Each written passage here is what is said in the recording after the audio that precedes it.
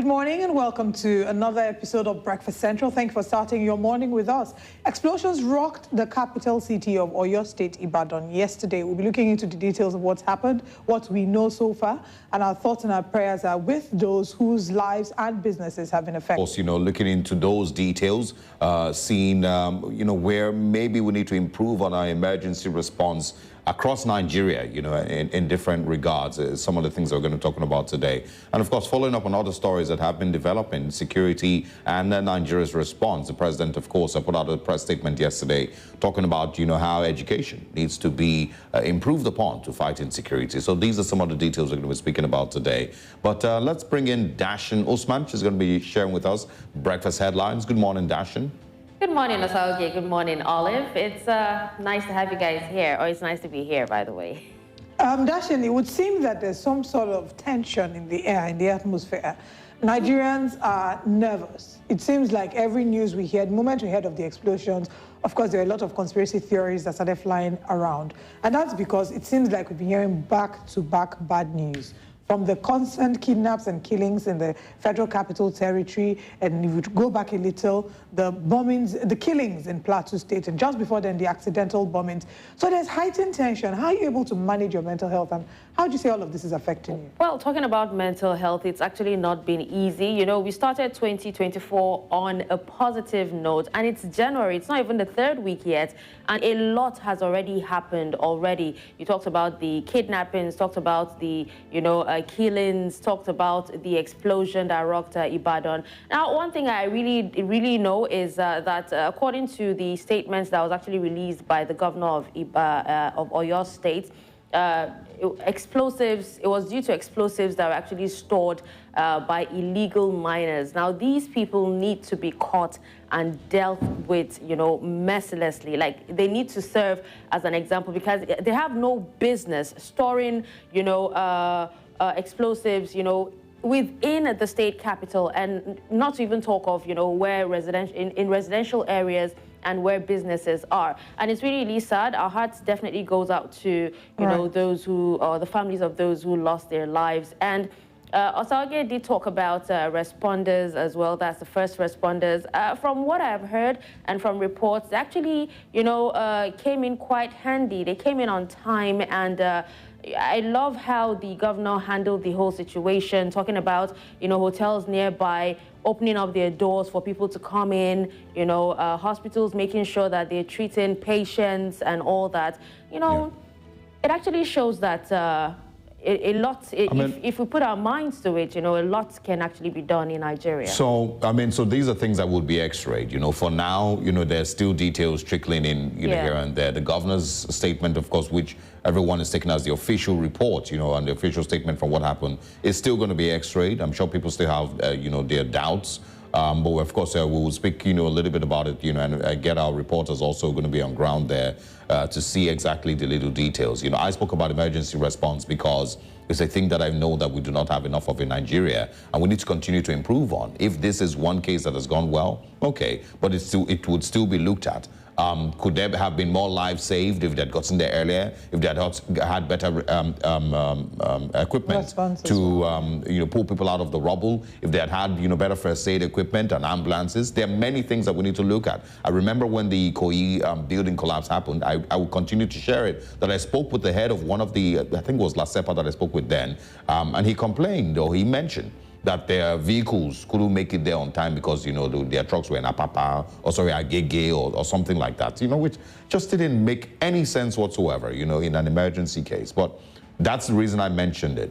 We will x-ray and we'll, see the further details. We're still talking about insecurity. People are still in, captivity in different parts of the country. So these are trending stories. And talking about mental health, very important. I've done this for 12, 13 years now. Broadcasting, morning broadcasting to be precise. And so I don't know that I'm okay. I might say that I'm fine, but I don't know that I'm okay, because it's not been 12 years where we've had a lot of happy stories. It's not been 12 years where there's been a lot of celebratory, stories. It's been 12 years of talking about, really, really heartbreaking things. It's an angle that we need to explore much later. How these negative news affects journalists, because you have to deliver the news. Some people can say, protect your heart, protect your mental space, don't listen to negative news. We deliver the news. We can't not... In the Federal Capital Territory. And away from the story regarding kidnappers, 3 injured, houses and more. Tashan brings us breakfast headlines now.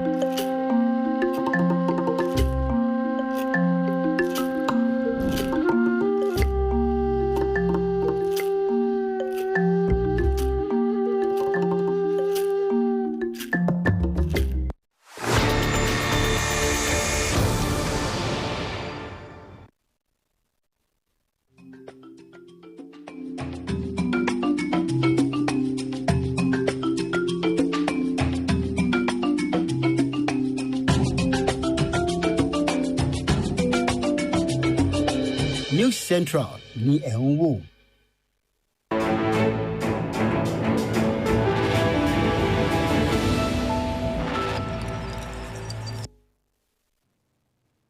Hello and welcome to Breakfast Headlines. I'm Darshan Usman.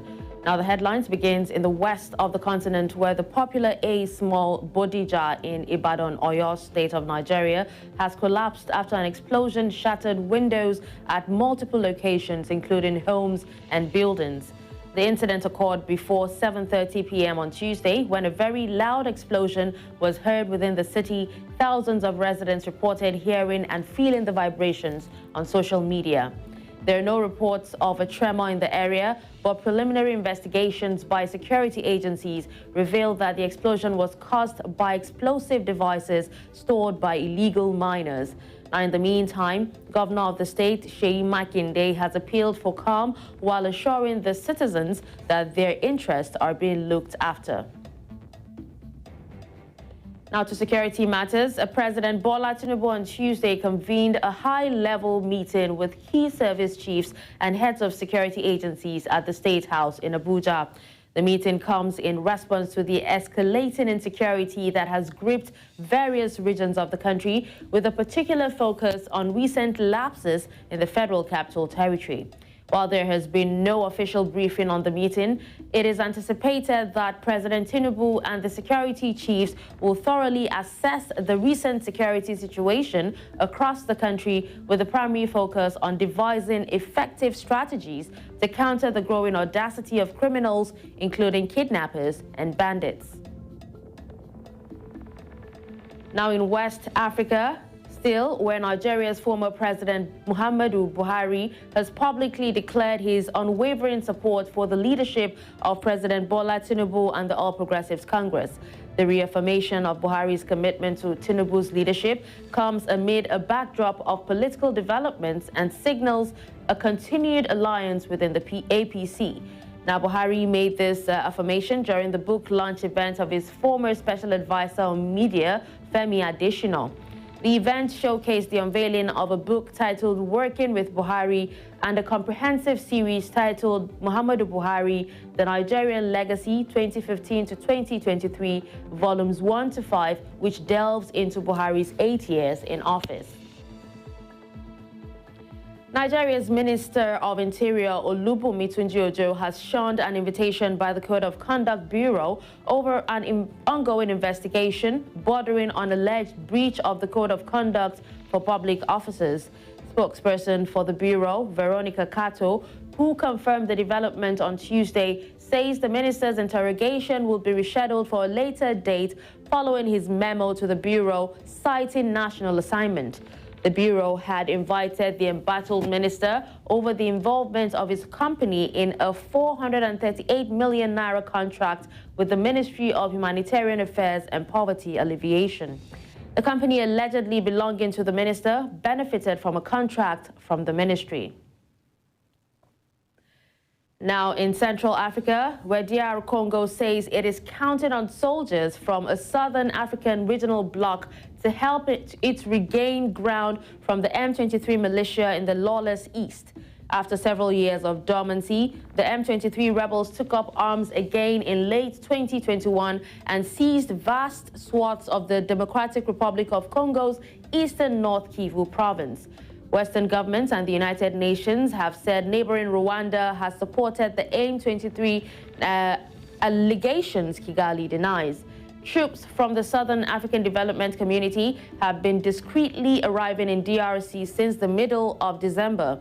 Now they include soldiers from South Africa, a regional military heavyweight, Tanzania, and Malawi. Official results released on Tuesday shows Comoros President Azali Assoumani won re-election in the first round of the Indian Ocean Nations election. Sunday's poll was marred by what opposition claims that ballot rigging and a low turnout, but the head of the Electoral Commission, Idrissa Said Ben Ahmada, says Assoumani won 62.97% of the vote. Now, local officials say about 225 people, including children, have died of starvation in Ethiopia's drought-hit Tigray region since last July. Health officials say over 200 deaths were recorded in the rural area of Edgar Arby. The officials add that in another area, 16 people displaced by a brutal 2-year civil war which ended in 2022 have lost their lives due to hunger. Tigray officials had previously warned that a famine similar to the one Ethiopia witnessed in the mid-80s, when hundreds and thousands of children and adults died, could be on the horizon. However, the federal government denies that a famine is imminent and says it is working to provide aid. According to the UN, more than 20 million people require food aid in Ethiopia due to conflicts, drought, and flooding.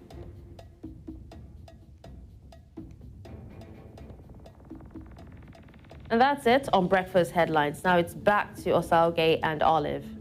Thank you very much, Dashan, for bringing us Breakfast Headlines. Our heart goes out to Ethiopia. They've been through a really tough time, from the wars and now potential famine, even though the government has come out to deny that it's happening. I hope that that's not something to look at. That's not something to experience, but I'm also encouraging and urging that the government takes that into consideration, the possibility of this happening, and starts to make preparation. Not, what we see in a number of governments across the continent is when they hear negative news, they're out to quickly dispel it. But there's no smoke without fire. So rather than just dispelling it, ensure that you put measures in place to ensure that if that happens, your people, your citizens are adequately provided and catered to. Thank you so much, Olive. Thank you for having me, by the way. Thank you very much. See you again at 9 a.m. Thank you. All right, this is still Breakfast Central. We'll go on a break. I would like to ask before we do that, if you're in Oyo State at the moment, if you're in Ibadan and you witnessed the explosion and you have, eyewitness videos or eyewitness accounts you'd like to share with us, please tweet at News Central TV. Send us a tweet. We'll be glad to take it. We'll be right back after this break.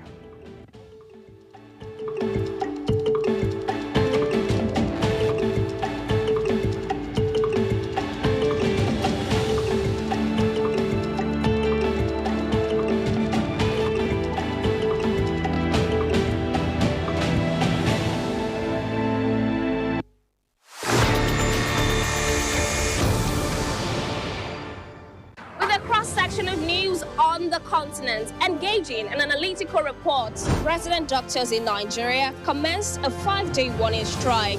Queues have hit the major cities in Nigeria, bringing you authentic stories as they happen. I am Adeshewa Olushoga. This is News Central.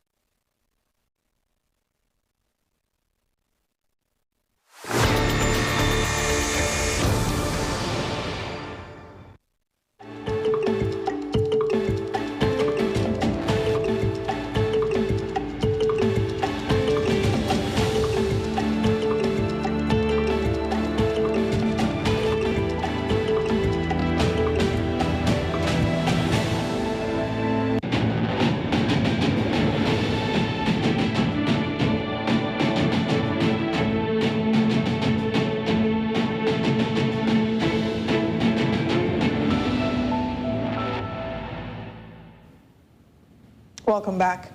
At least 3 persons were said to have been seriously injured in an explosion that occurred at Adeyi Avenue in the Bodija area of Ibadan, Oyo State capital. 6 houses are also said to have been destroyed when a loud bang was heard and vibration was felt across several locations in Ibadan at about 7:45 p.m.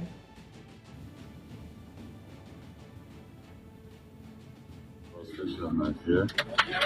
And from what we've gathered so far, the likelihood is that you have illegal miners trying to explosive around this place. We've always said to people that when you see something, say something, and then the authorities should be able to do something. This is quite unfortunate. At this stage, is just to rescue anyone that is still under the rubble here, and also the people that have been taken to the hospital to give them care, and also some of the people who have their houses destroyed, provide temporary accommodation for them at hotels within the city.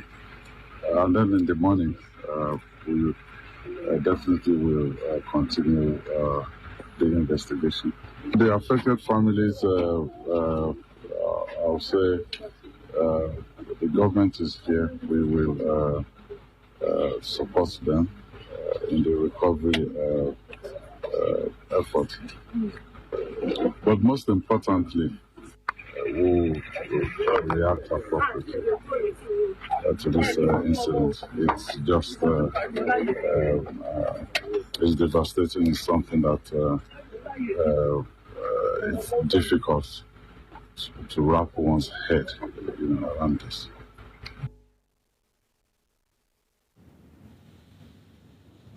Now, here are the little updates so far on the explosion released last night by SA to Governor Seun Kuti on security matters, retired CP Fatai Owusheni. The impact was felt at about 500-meter radius. It says also there's no need for anyone to go there to see what's happening. Security operatives are there, and so are rescue workers. It's good that they should have clear access to rescue people, as some may be buried under the rubble. The Oyo State Governor Seun Kuti has instructed hospitals to admit anyone that's brought in from the explosion site and start attending to them immediately.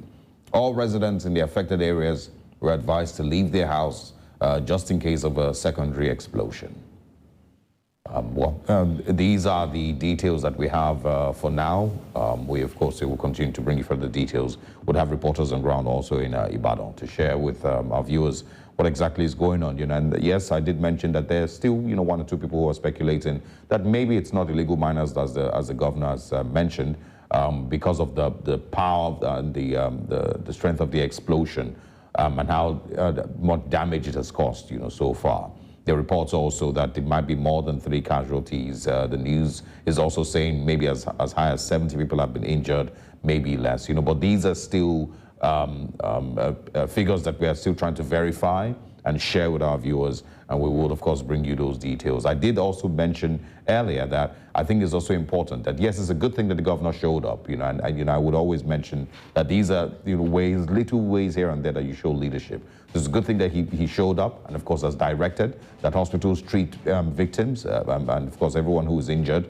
But of course, it's also important that we look at ways that they could also continue to improve on disaster response. In what ways can first aid get to people earlier? In what way can we have better equipment to rescue people that are buried under a rubble? Just random questions like that must be asked if we're trying to improve on these things. All right, very important. I agree with everything that you said. And just to further add, I think it's also a great time for us to remind ourselves on the importance of blood donation, because I did see calls for blood donation on social media. In situations of crisis and emergencies, the first thing that the healthcare, the emergency first responders, a number of the things that they would start to ask for ahead of time would be blood. So just to say that it's important, even now, I'm sure that there might be people who need blood, and if you're able to, please do not hesitate to go and donate blood. And periodically, from time to time, I think once every 6 months, we're advised and encouraged to go for a blood drive, donate blood. And in moments like this is when you see that the difference between life and death is access to blood. You know, in that moment, very thin moment, it's very necessary. And just to also use this opportunity once again to say that our condolences go to people who have lost a lot in this explosion. And there are videos, very graphic videos of buildings that had come down, people's businesses. And this festive period, you know, there are people who, okay, some may have sold, some may have just stocked up for the new year. It was just too much chaos and damage to witness. Lives and properties, I'm not quite sure the exact number of lives that may have been lost as a result of this damage, but we'll get further information. But just to say that we're with you and our thoughts and our prayers are with you. An importance of, you know, blood donation, routine blood donation is because people have different blood groups, right? Yes.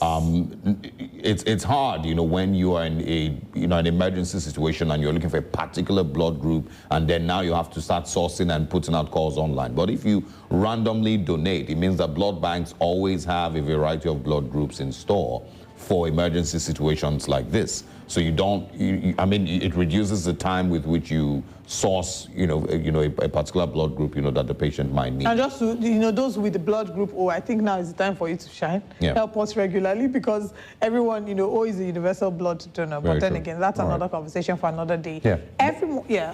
Once again, just to mention that we will bring further details of what's going on in Ibadan. Yes, and of course, kudos to the governor for showing up. We hope that there's some clarity as to what happened there. Again, I said that people have raised questions as to the official story, which is illegal miners, and explosives and dynamites. There's people who, think otherwise. But of course, with further clarity and proper investigation, we'll be able to know exactly what is going on. I don't know that there's a lot of maybe I'm ignorant, but a lot of mining going on in Ibadan. Yeah, I'm not very well aware of that as well. But then for now, all we can stick with is the official statement by the governor until we get further details. Now, every morning on Breakfast Central, we ask very pertinent questions that relate to politics, leadership, governance, youth participation, and the likes. And we call that Which Way Nigeria. Sonny Okoson asked this question many years ago, and till today, we are still asking, which way Nigeria?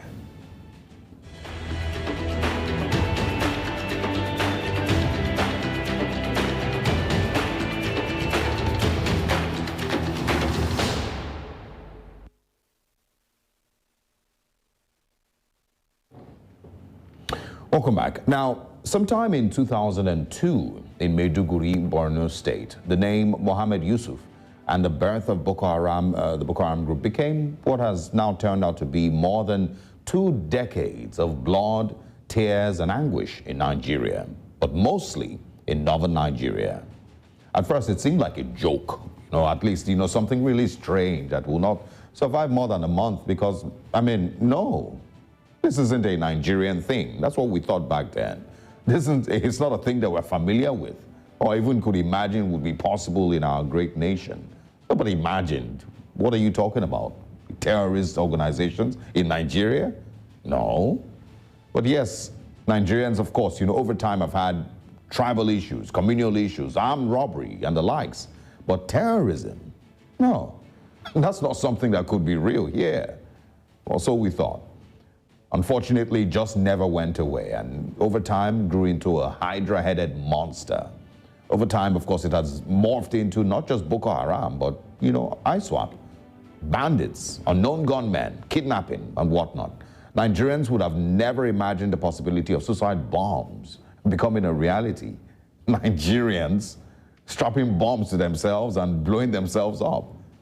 That can't be real. The understanding is that we love life too much. And so, no, nobody's trying to strap a bomb to themselves and blow themselves up in Nigeria. No. But sadly, of course, it became reality. And of course, with back-to-back bomb attacks in Abuja and different parts of northern Nigeria, in churches, in mosques, and in public places, it became the norm. Now, from bombs, to attacks on communities, to villages being wiped out, local governments being held, and even run by terror groups, we're no longer able to identify those responsible for these atrocities, and the government just named them bandits or unknown gunmen. Over time, the nation has lost count of how many victims have been affected. either being killed in the most gruesome way, or displaced, or kidnapped to never be seen again, or simply just disappeared. A UN report in 2021 puts the figure of those killed directly or indirectly at 350,000 people. Reuters also, in a report also by the United Nations, shared this. Similar figures, about 350,000 people that have been affected or indirectly or directly by the Boko Haram, killed mostly by Boko Haram and, of course, the insurgency. Another report by Human Angle states here that 25,000 people would have been declared missing, and some of these people would almost never be seen again. There is a never-ending list of reports of attacks in northern and middle belt Nigeria showing thousands and thousands who have been affected by the endless killing of Nigerian citizens, and also the thousands of Nigerian soldiers who have lost their lives fighting this cancer. Over time, we've spoken back to back and over and over and over and over about how the government needs to do better with fighting this insurgency and, fixing Nigeria's insecurity challenges. We've spoken about it so many times. We've made demands from the government a million times. But there's something we almost have never spoken about, and we maybe will never be able to catch our breaths long enough to speak about, and that is the trauma that northern Nigeria has endured for the last 2 decades. From the families who have been wiped out, brothers, sisters, mothers and fathers, uncles, who have watched their families being murdered, but are still alive till this day, with that trauma living with them forever. Just take a moment this morning, all right, and imagine the pain your fellow citizens have suffered. It's a pain that you may never be able to understand because, maybe you've just never been affected by it directly. But these people have seen death face to face for years in the most horrific way. You would almost never be able to imagine what their realities have been over the last 2 decades, staring death in the face, in this way. This morning's monologue is dedicated to those who may never heal, those who have had their lives torn to tiny shreds and would almost never be the same again. To the families of Nigerian soldiers who will never see their brother or father again. To those who still have nightmares regularly in the middle of the night. Think about how unfair it is that there are millions of people who one day had a home somewhere in Borno State or in Katsina or Nasarawa or somewhere in Zamfara State. They were living normal lives. But then suddenly life changed and they've spent the last couple of years living in IDP camps just surviving. And I asked this morning, when will we catch a breath? When will Nigeria be at peace long enough as a nation to start to heal? To all of those people this morning living in IDP camps, survivors of this insurgency, victims of, seeming failure of government, I'm sending you a hug, and I hope that you understand that it's not your fault. It wasn't meant to be this way, that you lose your father, either of your parents or siblings in such a terrible way. Today, I choose to not speak on how much the Nigerian government has failed its citizens and, has a huge share in the blame for the loss of all these lives. I'd rather use this moment to remind us of all these ones who have been victims of the insurgency in northern Nigeria. There have been multiple, independent reports and documentaries that have been done showing the carnage and the victims of these things in southern Kaduna or in different parts of northern Nigeria in the Middle Belt. We hope that someday we'll achieve peace again, and then some true healing can happen. That's it for Which Way Nigeria today.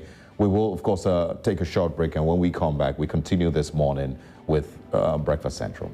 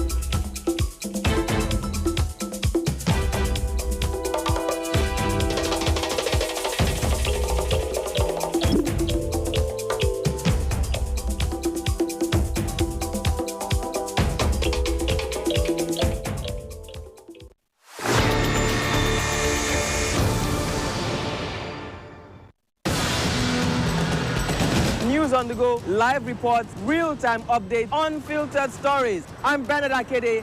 This is News Central.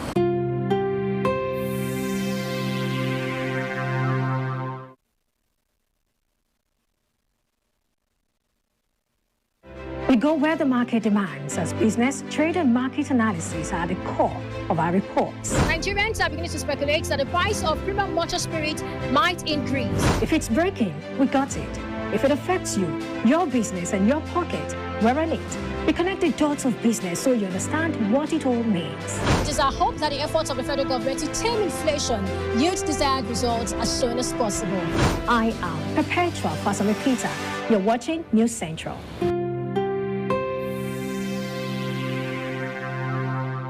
Africa needs its own storytellers, people who understand the continent because they're from it.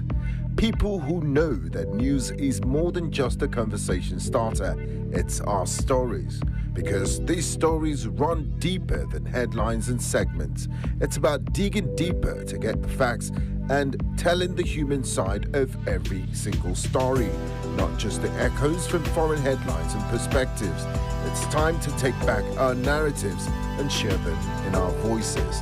The birth of Africa's New Age reporting, and this is where it begins, right here at News Central TV, with stories that put Africa first.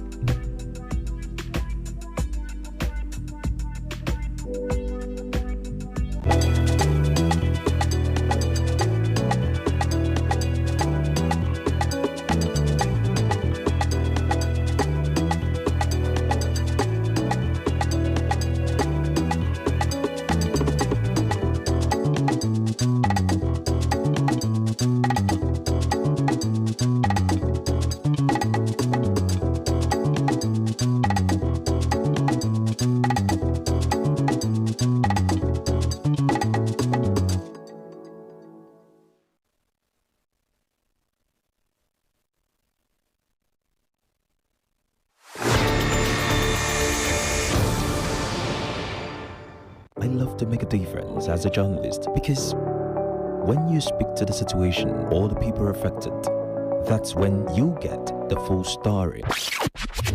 And so we go all out. The protest was ongoing and it was peaceful across the plains for real-time stories. And it was the longest bridge until the 6th of October bridge was completed in Cairo, Egypt. Knee on knee. This is News Central.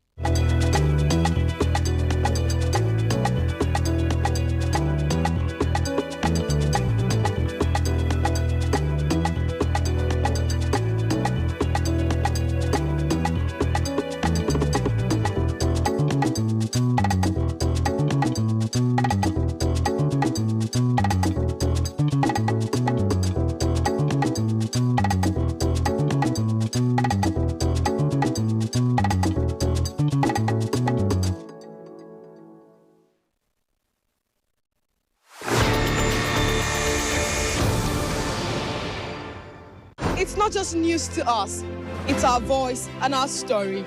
It's our report, how we tell African stories for Africans. With detailed, timely and authentic reports, News Central is your home for true news and African stories. I am Omolola Ololade. This is News Central.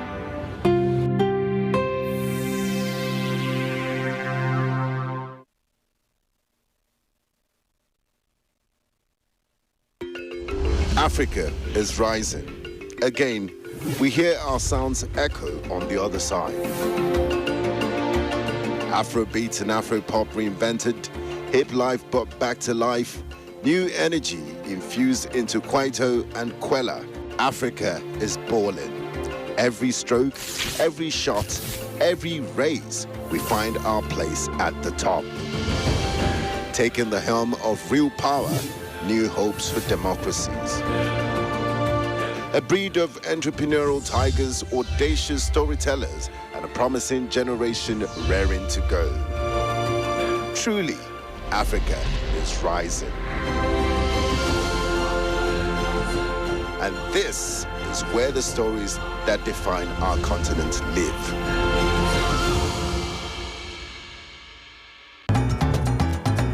As reporters, we don't just gather news stories, we experience them daily.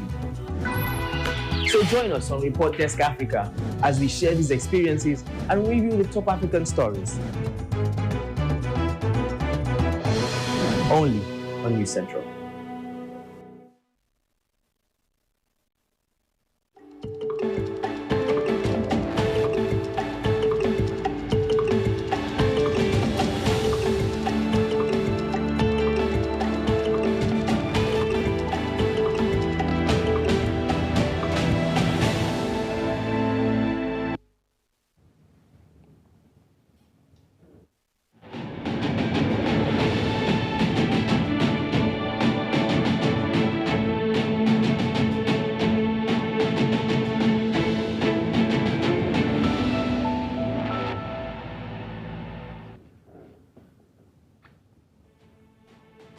Welcome back to Breakfast Central. Now, young people have an important role in molding Nigeria's democratic processes and future. And of course, as the country's young population grows exponentially, it's critical to acknowledge their relative power and potential as agents of positive and negative change. Nigeria, like the world's other most populous countries, has one of the youngest populations with almost 60% of its people under the age of 35. This demographic shift provides a once-in-a-lifetime chance for young Nigerians to actively shape the destiny of their neighborhoods and thus the country as a whole. Nonetheless, despite their numerical strength, young people in Nigeria confront numerous artificial barriers to political involvement. Many people are disengaged from politics because they lack trust in politicians and the government, and they have limited access to information and feel excluded from decision-making processes. Many young people are economically disenfranchised, either by individuals who do not wish to relinquish public office or by policies that are no longer in sync with contemporary economic forces. What does the future hold for the youth of Nigeria in the coming years? Our guest this morning is someone who's not new to speaking up for the young people when it matters. Today, we're going to be talking about young people, their role in Nigeria's democracy, and in general, the state of the nation. Our guest is musician and human rights advocate. Please welcome Seun Kuti. Good morning, and thank you for joining us. Hello, guys. Thanks for having me on your show. Good to have you. I mean, there's so much to talk about. I'm sure we'll get into the state of the nation, but let's start with the conversation involving young people. There are a number of young people who are currently in the system, and you've been speaking about a number of the ills in society, in politics, and in governance. So where would you say we are, in terms of having more young people, being involved in the democratic process? How far have we come, and how far do we need to go? Well, in general, there has been this youth discussion, and I've always said to people like, youth is the demographic. It's not an ideology.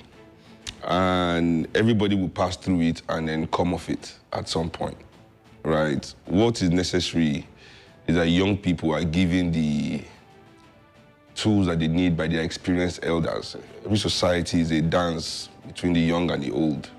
The old providing the experience, the young providing the energy.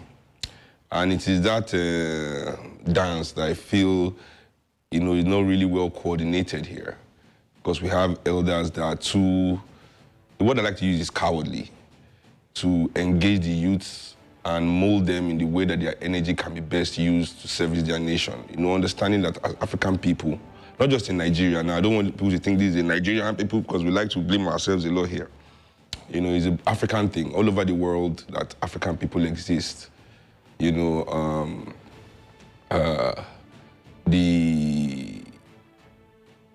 youth have been given this, how would I put it, responsibility.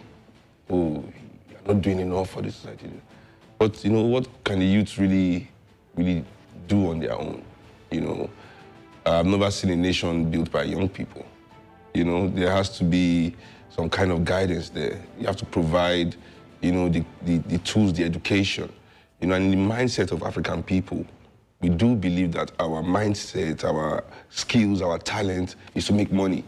And is it the fault of young people? No, it's how we are educated. That our talent is just to get rich, to make money. Nobody is teaching us that our talents are first and foremost for the development of our nation, for the development of our people. See, that is the shift that young people need, you know, in their own psyche, in their own consciousness. And they need elders that will be able to create the space where that kind of mindset can flourish. Okay, a young person that really engages himself in nation-building jobs, you know, there are nation-building industries, engineering, accounting, medicine, medicine and health, you know, law. These are nation-building industries. But because Nigeria is so focused on the service industry, you find lawyers. I tell my friend that in my father's time, my father used to sing government magic. They turn electric to candle. I said in our time, the government magic is that they're turning lawyers into event planners. You know, they're turning doctors into bakers and tailors. Instead of sewing hats together, they are sewing cap and sewing shoe, you know. So we have young engineers. Nigeria is churning out thousands of engineers every year. But, yeah. But don't you think that that is, you know, mostly because, you know, these people have found themselves in the situation where they need to figure out ways, you know, to survive? Yes. It's not, you know, an intentional, you know, move. It's intentional. From, it's intentional. So what I'm saying is it's not an intentional move from medicine to, you know, carpentry or to event planning. That's what I'm saying. It's intentional in the sense that it is manufactured by the masters of our society, those that channel, you know, because you have to understand that every society is run by those that actually have the money, and that's how they push society. Where they put their money is how society is rolling. Everybody knows, I mean, what's the budget of weddings? They did a survey one time. It was like 5 billion a week in Lagos, people spend on weddings. Then, I'm sure it's double now. You know, 5 billion a week, I mean, wedding dresses, shoes. Yeah. Okay, so, but how much are we spending on, let's say, space exploration, space research, that would give a talented rocket engineer something to do? That would, I say, just imagine if you are a talented historian, you went to school, you studied history, you're so good at it, your mind is, and you come out of a Nigerian university as a talented historian in a country where we lack truly our own story, you know? Where is the funding for such people to do research, you know? Well, so I also want to, you know, talk about, because, you know, I might also argue that it is also, you know, failure of the direction that Nigeria has been in the last long while. That's why, of course, you would never find anyone trying to be a historian, you know, because, I mean, there's no... There are people in our university studying history. Yeah, absolutely. But they are coming out and they just become thugs, or they start writing autobiographies for rich people. I also want to ask about, you know, young people today that have also been poisoned by the things that have made it difficult to fight for a better Nigeria. There's people that, you know, have conversations in their 20s these days, and, you know, you hear the level of tribalism, you know, and the things that have distracted, you know, us for so long, that it makes you, you know, just accept that, you know, the country would almost never be fought for. No, this is also manufactured. We have to understand, as I said, people are the wealth of people in this country makes them extremely powerful, and the rich can truly manifest their own reality. In this new central, I'm sure there are Yoruba people here, yes. There are Igbo people here, there are Hausa people here working, and New Central is thriving. Okay, let's say your company is not a big company, it's not national, it doesn't have a national spread. Okay, let's look at banks that have national spreads and multinational companies that operate here on a national level with branches in every city, every state. They have all Nigerians working for them. But if the owner of that company was in the company every day saying, Igbo people in this company are trying to destroy this company, Yoruba people in this company are trying to destroy this company, the company will not make a profit. But that's not how they run GT Bank or Zenith Bank or any of these multinationals too that operate here, from Shell to Chevron, all these big companies all over the place. That's not what they do in their companies. The owners make sure that there's camaraderie, work together. So if Nigerians can pull profits for these companies and tribalism doesn't play a role, you know, how come we can't make our country work because of tribalism? It is because those that own our country, because we're still under ownership, decide that tribalism should be a factor in our country. It was a very strong factor in the last elections. It seemed that tribalism took front row, center stage in the last election. In every election, and this is not the worst one. I don't know. Maybe I beg to differ. Go back to 1960 and 1966 election and find out about Operation Wet here. Okay. Even among the Yorubas, what we did to ourselves internally. Talk more of tribalism in our politics. We fought a civil war for heaven's sake. Very true. Very true. So this is we've not fought one now. How do we then move past this? I mean, we're saying, and I can quite agree with you that it is a weapon that has been manufactured by people who might want to use it for their own, want to use it for their own personal motives. How can we then move past it to the point where if we're running for office, we're also supporting a person because we think this person is good, this person is fit, not because this person is from my side of the divide. And then the argument about zoning, would it then hold water? Zoning is something that's agreed among our elites. It's not as if we did referendum as the people of Nigeria and agreed that there must be zoning. Zoning is how our elites have agreed to share power among themselves. It's a class decision. It's not a national decision.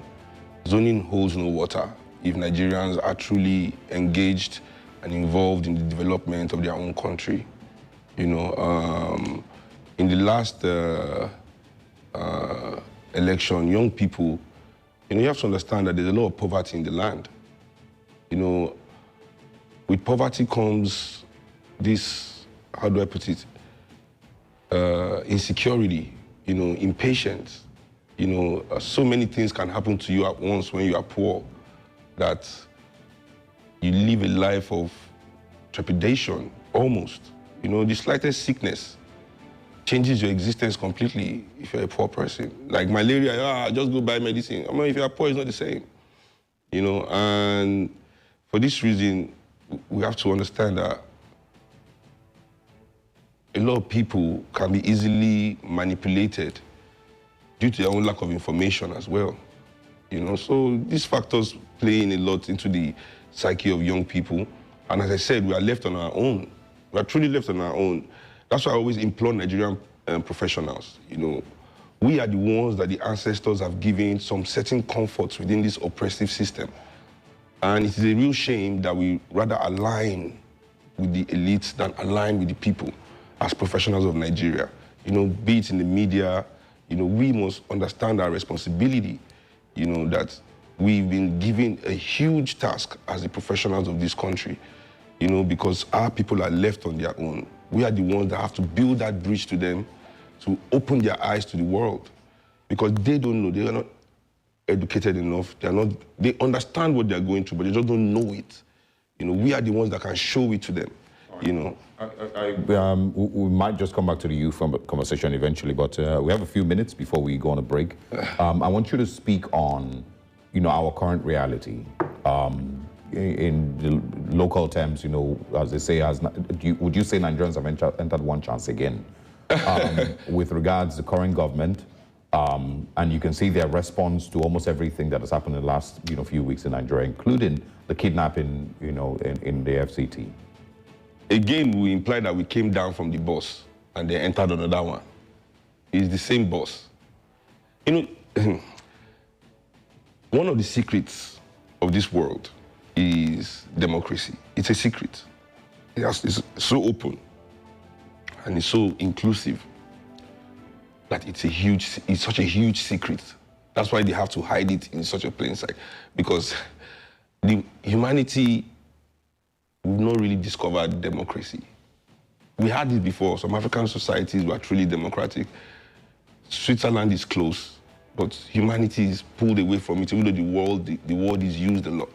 Because what we call democracy today, all over the world, is basically the rich people in every country dividing themselves into two groups and continually ruling the rest of the country over and over again, you know, for whatever reason that they say that they are different, you know. Yeah. But I always tell friends of mine that no matter what is happening in this country's political space, those politicians are shareholders in companies and they sit on boards of companies together And this is where decisions of countries are made, not only in Nigeria.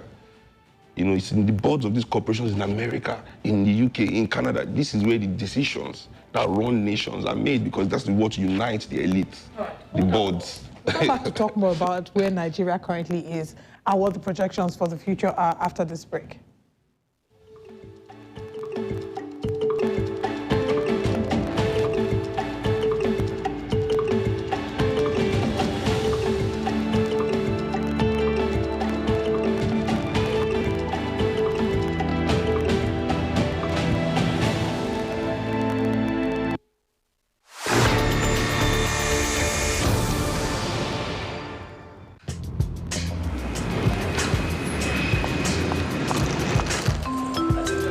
Your flight will be ready shortly now. Thank you.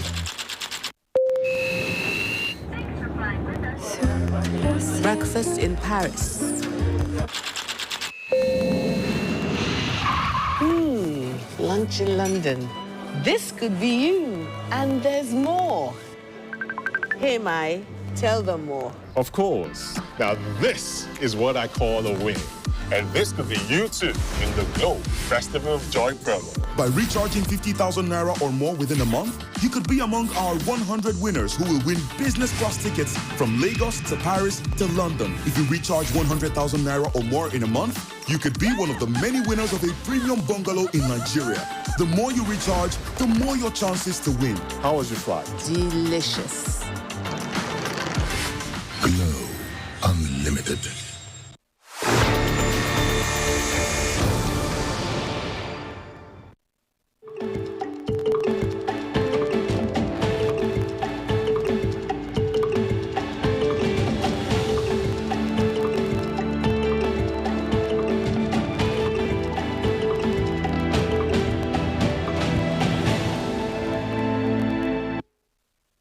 Welcome back to Breakfast Central. We're still looking at Nigeria's democracy, the involvement and the role of young people, where we are now and where we ought to be. We're joined by Seun Kuti, who's been here with us. Thank you once again for joining us. Thanks for having me. All right, before we went on the break, we were talking about this current administration, and a number of the things you said are that the future of Nigeria is in the hands of Nigerian professionals. Yeah. When you say that, what do you mean? And how can these professionals reshape where we are? Because you've also said that it's not like we've entered one chance, it's a continuation You say, from the last administration. have we entered one chance again? I'm like, it sounds like we have come down before. Entering another bus. It's the same bus. We didn't come down. Or rather, they've not thrown us out yet, emotion. Oh my God. I mean, I believe that the Nigerian professional doesn't yet understand his power, or her power,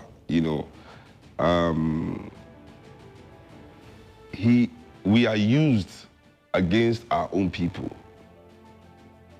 Because all these politicians we talk about, they don't come down from their gilded towers to come and perpetuate any nonsense. They need the bankers to launder the money. They need the media to tell them.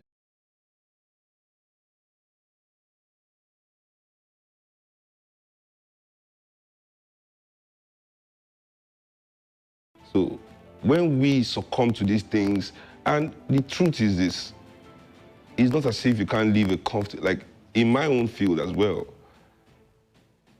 Yes, because of the kind of music I make, okay, maybe I don't have access to certain things and certain contracts don't come my way where I feel, oh, this is perfect for me, I should have been in there. Yeah, but I still have a very good life. And I think it's the same for everybody. Not playing the game doesn't necessarily mean you're just going to be poor.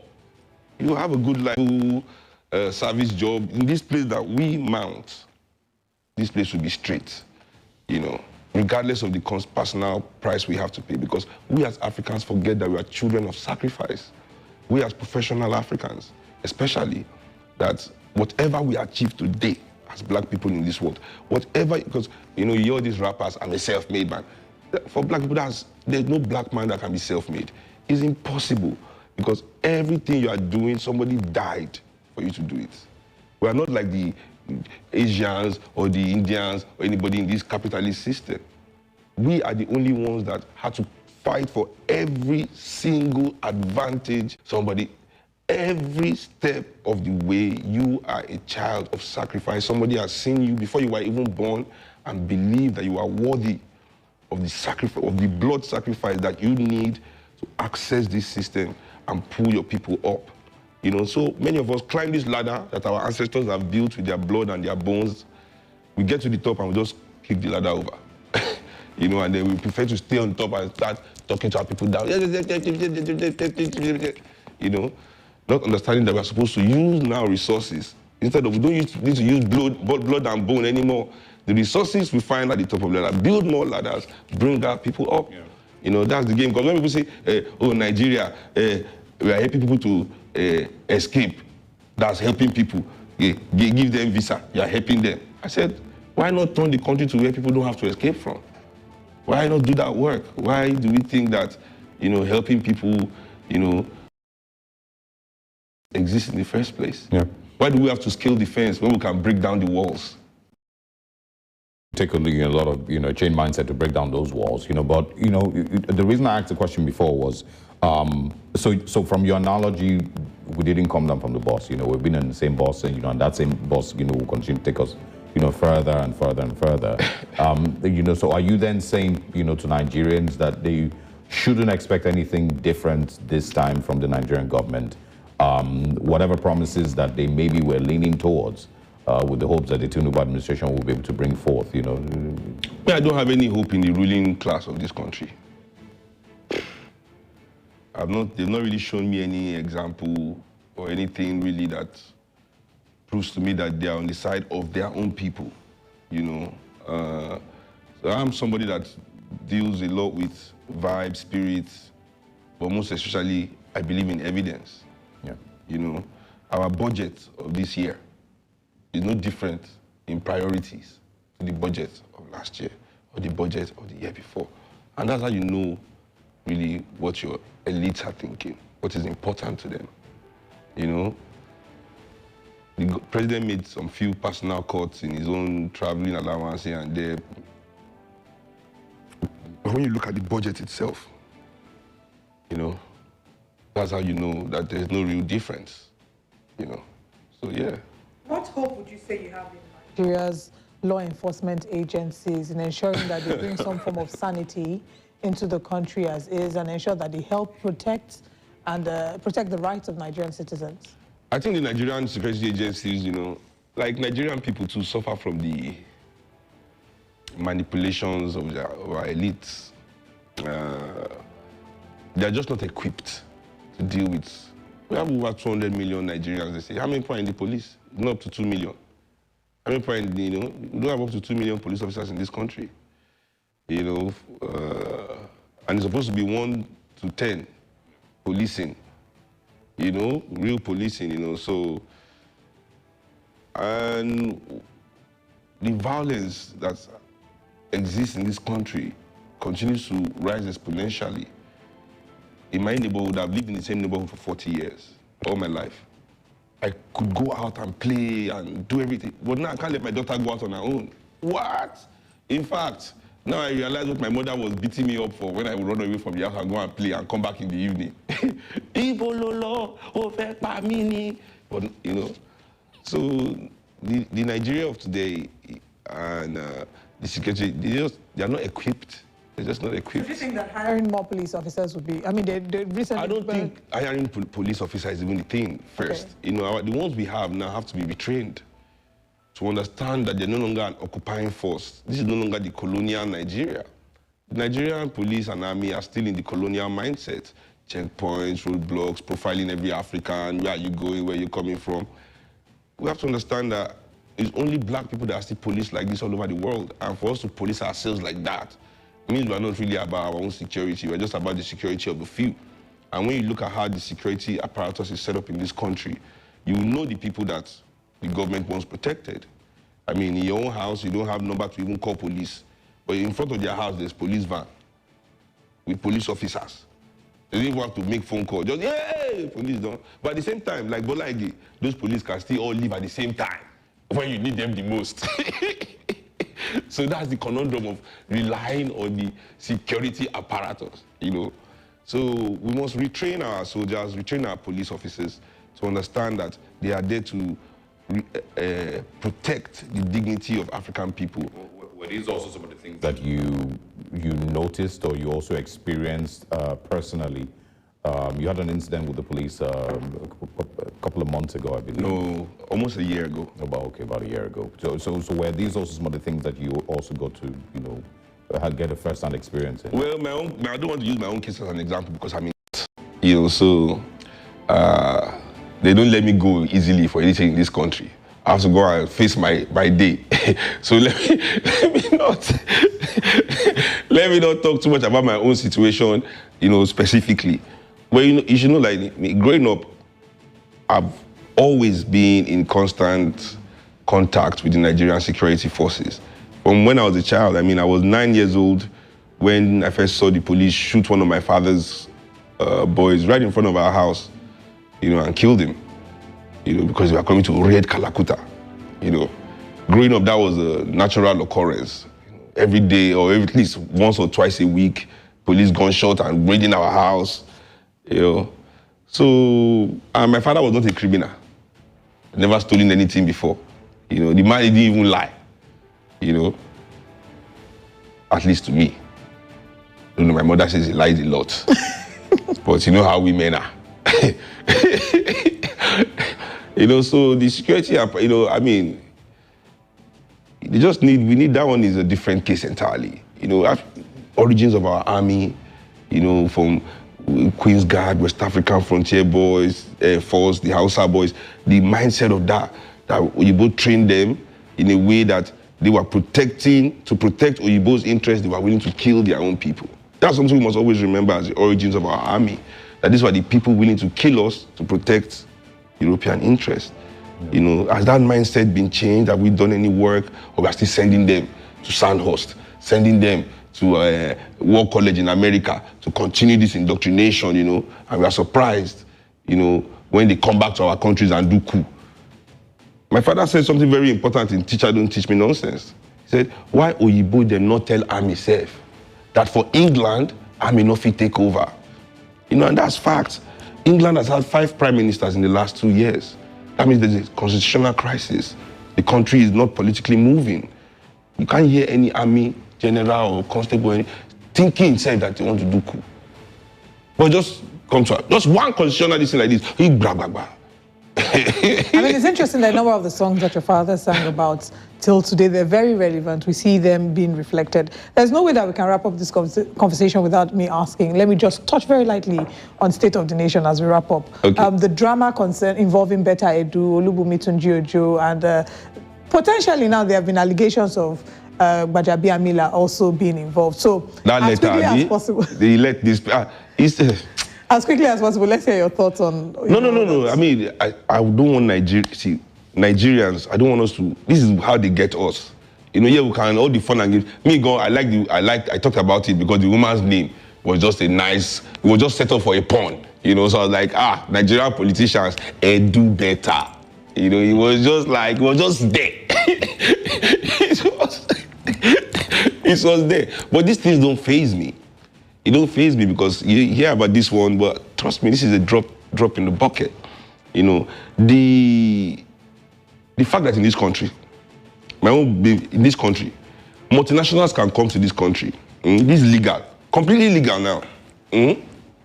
That's not even this is not a crime. At least this one we are saying is kind of a crime. Yeah. Politicians, a multinational corporation can come to this country. Let's say it comes with $1 billion. I don't want to name any company. I have an example. I don't want to name any company. Come with $1 billion, boom, $1 billion, put in our economy. And with that $1 billion, can take $15 billion out of our economy. It's a double slap in the face. Nigerians are buying things in Naira. So that company is not making dollar here. Right. And it's still about to pull out that money. It will go to the CBN to ask for dollar. The CBN will take our oil money because CBN doesn't print dollar. They're not going to take our oil money and give these people to take out. Whereas in America, if you go to America, the money American people give you, you can never take it out of America. Right. You can only take your initial investment. Yeah. So there's so much that needs to be undone when it comes to Nigeria and ensuring that we do what's best for Nigerian citizens. But thank you so much for joining us and for always speaking up. Let's share with you a quick recap of the conversations we've had so far this morning on Breakfast Central. This morning, we've talked about, in the news, IGP ordering the decimation of kidnappers in the FCT. And away from that, yes, of course, Nigeria's democracy and the future of the youths. We had Seun Kuti join us to share his thoughts on that, amongst other things. And 3 injured, houses destroyed in Oyo explosion. We did take the updates with regards to the governor's statement, and as we get more information, we will be sharing with you. Stick with us. This is still Breakfast Central. Yes, we're going to be talking managing anxiety with the increase of bad news across Nigeria. And Wike blames council chairman, speaking about the insecurity in the FCT. We'll also be sharing with you what's coming up in the front pages of newspapers across Nigeria.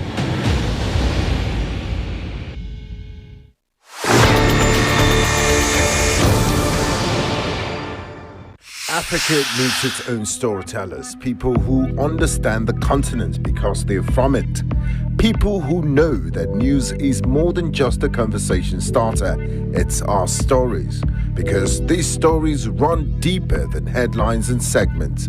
It's about digging deeper to get the facts and telling the human side of every single story, not just the echoes from foreign headlines and perspectives. It's time to take back our narratives and share them in our voices. The birth of Africa's New Age reporting. And this is where it begins, right here at News Central TV, with stories that put Africa first.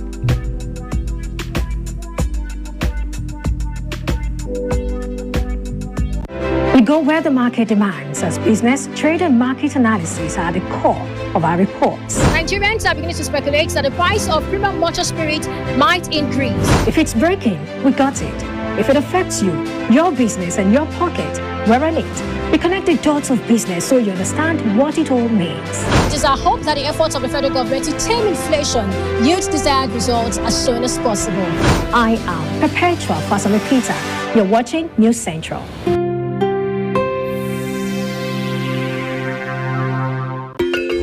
Africa is rising. Again, we hear our sounds echo on the other side. Afrobeat and Afropop reinvented, hip life brought back to life, new energy infused into Kwaito and Kwela. Africa is balling.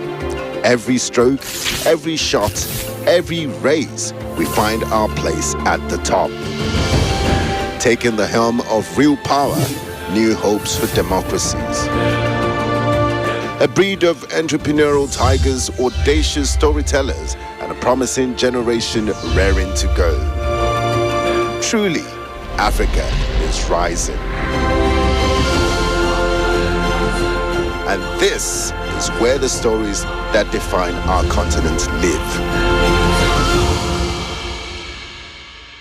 I love to make a difference as a journalist because when you speak to the situation or the people affected, that's when you get the full story. And so we go all out. The protest was ongoing and it was peaceful across the plains for real-time stories. And it was the longest bridge until the 6th of October bridge was completed in Cairo, Egypt. Knee on knee. This is News Central.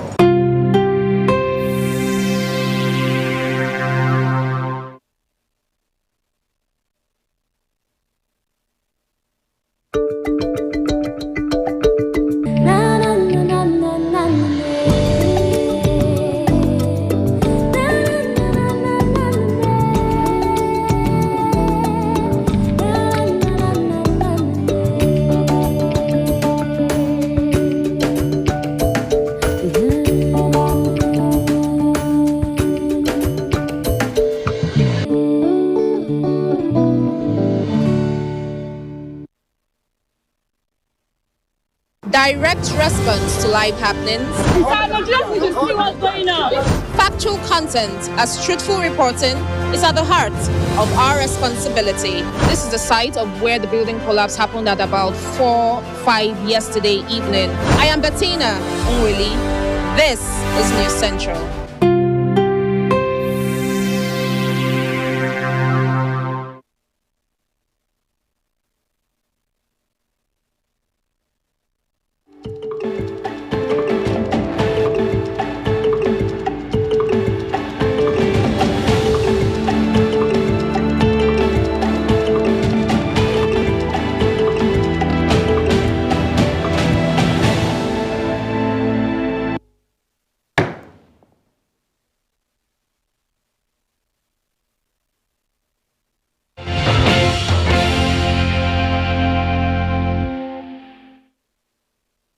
Welcome to Breakfast Central. It's time for us to find out what stories are making the headlines today. And joining us for the analysis is public affairs analyst Seun Kuti. Good morning and thank you for joining us. Good morning. All right, let's get into the papers this morning. Unfortunately, I'm sure it's not good news we have to share. Let's see what the Vanguard is saying. This morning on the front page of the Vanguard newspaper, Tinubu, Wike rise against insecurity, vow renewed action. Interesting. We also have here buildings destroyed as explosion rocks parts of Ibadan. Federal government building fiscal resilience to reduce foreign borrowing, according to the finance minister. AFCON 2023, Nigerians should keep supporting us through Stekong begs. Palliatives funds, there's plot to link Baja, according to a source. We've all been seeing the updates on social media and the alleged involvement, but we don't have enough information on that yet. As we get more information, we'll be talking more about it. Supreme Court judgment. Don't throw Nasarawa into crisis, according to the APC. And at the top of the paper, divestment, Shell reaches deal to sell onshore oil fields for $2.4 billion. NNPC should have privatized refineries before rehabilitation, and that's according to Atiku. 83 illegal refineries uncovered in 1 week. That's business as usual. Guess what? I used to hearing these updates. And the final story, I prepared myself for probe, according to Buhari. I think maybe we should start from that last one. Buhari says he prepared himself for probe. How come nobody's probing anything? I think the anti-graft agency decided to pick on the reporting officer of each agencies that has worked under the Buhari administration. And if there is any indictment on the president, he might later be invited. But I think what everybody has been saying is start from the head, because the word is always everything starts on the table of Mr. President. So there must have been an approval. But you know, the approach to it is there can be an approval for certain things to be done. The reporting officer for that ministry actually must carry out the implementation just as he has explained to the president. And I think that's why the anti-graft agency seems to first be dealing with some of the reporting officer. Take, for example, the one that happened with Beta Edo recently. I'm sure you know they said there's an approval for that particular funds, but was it to be disbursed to fellow colleagues, company, to carry out some of those things? So I think the approach is pick the reporting officer that are actually directly involved in the implementation of the funds being disbursed, because there must have been an approval. And I think that's why Mr. President on his own, the former president, he said, well, I'm prepared. Call me for the probe, then we'll get deep down into some of the things that have happened. It would have been interesting if there was an actual probe into the NNPC. He was Minister for Petroleum. The NNPC, the CBN, the 23 trillion alleged printing of money.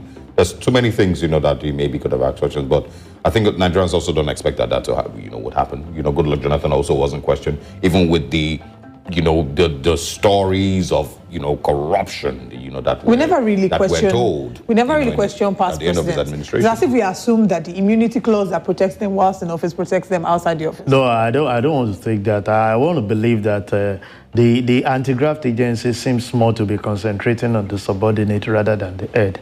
And it should start from the head so that the head cannot fish out. When you look at it at the president, at the federal level and state level, most of the time they don't get the commissioners for state. They get the governor. And the governor goes and pick out the commissioners by telling them, okay, you have to accompany me, to this investigation because I've but a lot of times we still see these governors being named. We never get to see, we don't, as often as possible get to see commissioner for this, commissioner for that, being invited by the EFCC. A lot of times it is the governor himself. And that's why I'm saying that we expect the same at the federal level. But the anti-graft agency understand why they always pick on the reporting officers, which are the ministers, the DGs, rather than the president. I may not be able to speak small to it. That's why I said, look at those two things, head of the state and head of the government, which is president and governor. You invite the governor and not the commissioner. Right. But at the federal level, you invite the minister who reports to the president, and you don't invite the president. So why are we having that? I consider it. Maybe we should actually now invite them to come and give explanation where that is, because I feel that if you are inviting the minister, then when you come to the state, keep the governors to aside and invite the commissioners so that they give those. Quickly speak on the one that is boldly on the screen, the Tinubu and Wike rise against insecurity and vow renewed action. By the way, Tinubu, of course, rather, Nyesom Wike was dancing on Sunday, the morning after, this Nabia story became viral. President Tinubu's wife, the First Lady, put out, a letter on Twitter, or rather press release on Twitter, that seemed very, very insensitive also. And of course, that's the president there, of course, at the book launch while people are still in captivity. So quickly share your thoughts on the renewed action. Yeah, well, I will always say when you are renewing something, there must be something that must have happened before now that you're actually renewing from the name. So when you say a renewed action or a renewed rejigging of this thing, I consider it that we've not even had anything that we can say it's working, that you are renewing. In terms of insecurity, it's been something that we've been hearing right from the time of Jonathan, escalated so much, and here we are. Nowhere is actually safe when you talked about if the seat of power in Abuja is really conspicuously, we're talking of insecurity where people go into the houses and pick individuals and kill young, innocent people for ransom. You can imagine what actually happened. They requested for 60 million and all of a sudden increased it to about over 700 million within the space of time, because certain set of people are coming out to say, okay, we'll make the contribution. And I keep asking, I've asked severally, what is the modality of paying some of this ransom? I'm sure it goes through accounts. Where is the NIN? Where are they flagged off that we do? When you go to banks, they will tell you that transactions above certain amount of money will be flagged. NDDC will run after you. The CBN will ask questions. And sometimes they ask for cash. They insist on cash. Even when they insist on cash, it's enough for you to trail individuals that are picking up those things and follow through. You see, you need to understand the pain we are making in a citizen to go through with the level of insecurity. People can no longer travel. Even the so-called Abuja, most people that have activities to do there are on you better stay where you feel you are a bit safe or secure, rather than going to a strange place, all in the name of looking for money. And when those activities are not happening, how do you expect the economy to grow? I expect us to be more proactive, but most of the time we are reactive to issues. It is when it has happened. And that's why most of the time we have advocated for, can we have community policing in such a way that we can hold the governors more accountable in terms of security? A governor knows what is going on, and you don't stop there. We can have community policing. If 3 of us are in the same estate, and we have about 10 occupants in our estate, which makes up a community. If you have an external person, I'm sure you know, for a very well-structured estate these days, there are also always databases. If you're exiting, if you're coming in, they want to know what you're doing, they interrogate you. If they are not safe with it, they draw the attention of the law enforcement agency. And I think that's the way we need to start, galvanizing if we want security to actually be addressed. We must start from the grassroots and devote the power from the central, where the CP needs to take instruction from Abuja as against the governor. I hope you remember something that happened at Magodo some time ago, where the governor was out there and they said there's an authority from Abuja giving them instruction of what to do in a state where the governor, presides over. So I feel that, okay, you can imagine if there's something to destabilize the state, the governor has no control over it because somebody out there from Abuja. So I think, because I saw the current IGP, advocating for community policing while he was about to assume office, I was thinking it's something that they would take hook, line, and sinker and make sure they will penetrate it. The regionalized security outfit we have in the Southwest, you can see the collaboration they are having in some areas with the law enforcement agency, and the governors are actually, because we need to have it to the grassroots. When a stranger comes in, and I will still say, some of the thing that happened in Ibadan yesterday is part of security lapses. Yeah. If you have community policing, people should be able to identify that somebody is actually putting, explosive in a particular area. But the situation where you want to report and the police you are reporting to needs to get to the organ at the top before certain action have been done. So we must come down to the bottom line and make things open. Let's quickly, because we have time constraints, let's quickly throw in the Punch newspapers this morning and see what stories that we can find. It says the anti-kidnapping protest holds in Abuja today as 10 suspects are arrested. Tinubu vows to crack down on kidnappers, agents of darkness. Abductors kill hotel barman. Sad, really sad. Also, federal government saves 8 trillion naira from subsidy removal. Forex reform, says the Tinubu panel. Refinery, Dangote investors gain 1.2 trillion naira. Naira plunges to 1,300 naira to the dollar at the parallel market. And of course, many fear dead as massive explosion rocks Ibadan. All right, so I think you can just pick at will any of them that you think you'd like to speak on. Is it the 8 trillion we've saved from subsidy? Or is it the naira, of course, fainting and collapsing once again to 1,300 naira to the dollar? Maybe we take the two together. You're having savings and you're having your naira depreciated. So you ask yourself, how do you balance that? We were thinking, we all, some of us applauded the decision of the president, you know, removing the subsidy, thinking that, and the first 2-3 months, we had about certain trillions were actually saved. Now we have about 8 trillion. What is the contribution of some of these savings to the development of our economy and infrastructure that we've been clamoring for? The only refinery we are actually hearing of is Port Harcourt coming up, you know, which has actually been in place before this administration. And the other one is private sector. I keep telling every individual, Dangote refinery is privately owned and it's not government owned. So you have a little dictates that you can give to him because he's a businessman. He can decide to produce those things and refuse to sell to us in the country and send to the neighboring because it's about him maximizing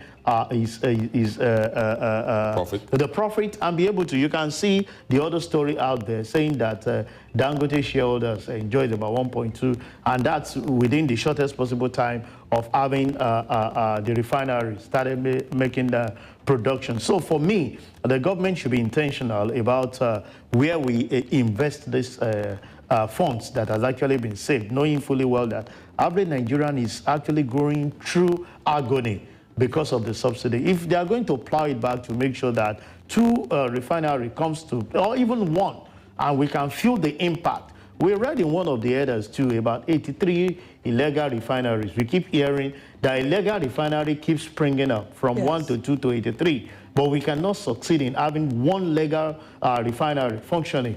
I don't know how you manage that particular thing. So if you have illegal refinery that people are actually producing, you know, the product from the crude oil theft that you have, how can you, one way or the other, look for this to enhance it? So when you have 83 illegal converted to legal, licensed, that on its own can contribute to the bottom line. That's something certainly to look at. I mean, something we've been talking about for a while now. Yeah, but each time you keep hearing that. Again, we hear our sounds echo on the other side. Afrobeat and Afropop reinvented, hip life brought back to life, new energy infused into Kwaito and Kwela. Africa is balling. Every stroke, every shot, every raise, we find our place at the top. Taking the helm of real power, new hopes for democracies. A breed of entrepreneurial tigers, audacious storytellers, and a promising generation raring to go. Truly, Africa is rising. And this is where the stories that define our continent live. I love to make a difference as a journalist because when you speak to the situation or the people affected, that's when you get the full story. And so we go all out. The protest was ongoing and it was peaceful across the plains for real-time stories. And it was the longest bridge until the 6th of October bridge was completed in Cairo, Egypt. Knee on knee. This is News Central.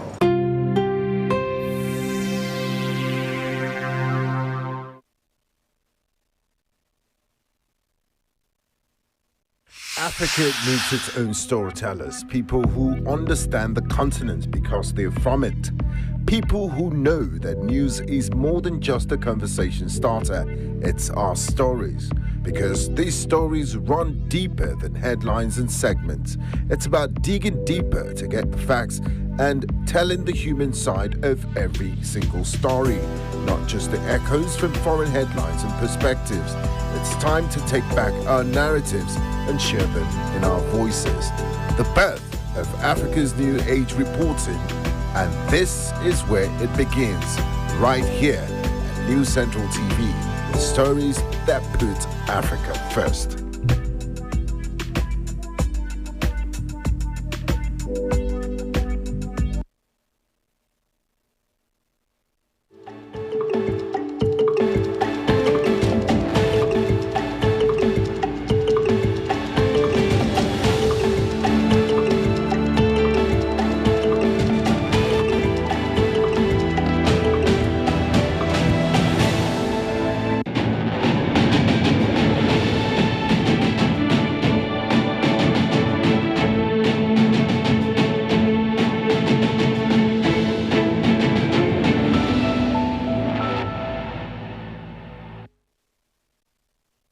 Welcome back to Breakfast Central.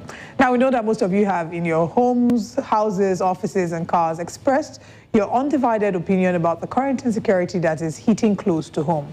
For some of you, your mental health is at stake. For many of us, actually, that is. Thoughts of, what if it was my daughter, son, or even child creeps into your mind once in a while? What would you do? Some of you have expressed and echoed sentiment made by a few. If I had known, I would have relocated to this place and that place. Now, all this lead to one thing, and that is your mental health. Managing anxiety can be difficult and not so easy for some, and health implications could also rise with the recent cost of inflation, insecurity, and bad news. Actually, the bad news part, you can date it back to the last 30 years. Our guest today is a psychiatrist and lecturer who will share ways in which you can manage the complexity of mental health challenges. Welcome to the show, Dr. Abiri. Thank you very much. Thank you for having me here. Thanks for joining us. Thank you very much for joining us. I was saying earlier that, I've done broadcast journalism for about 13 years. And I don't remember the last time that we had like 3 days back-to-back good news in Nigeria. It's been pretty chaotic. Do you think I'm okay? Do I need help? All right. Thank you for asking. I think that it's important that people realize that adversity is a part of life. And so you said 3 days back to back. Yes, adversity is a part of life. It can't always be good news all the time. It's like our emotions. We can't always be happy all the time. So sometimes you're angry, sometimes you're happy, sometimes, the mood fluctuates from sadness to envy to jealousy to happiness back again. So adversity is a part of life. And it's also one of the things, if we are able to cope and how well we are able to cope with adversity, that would say whether or not we're in a good state of mental health.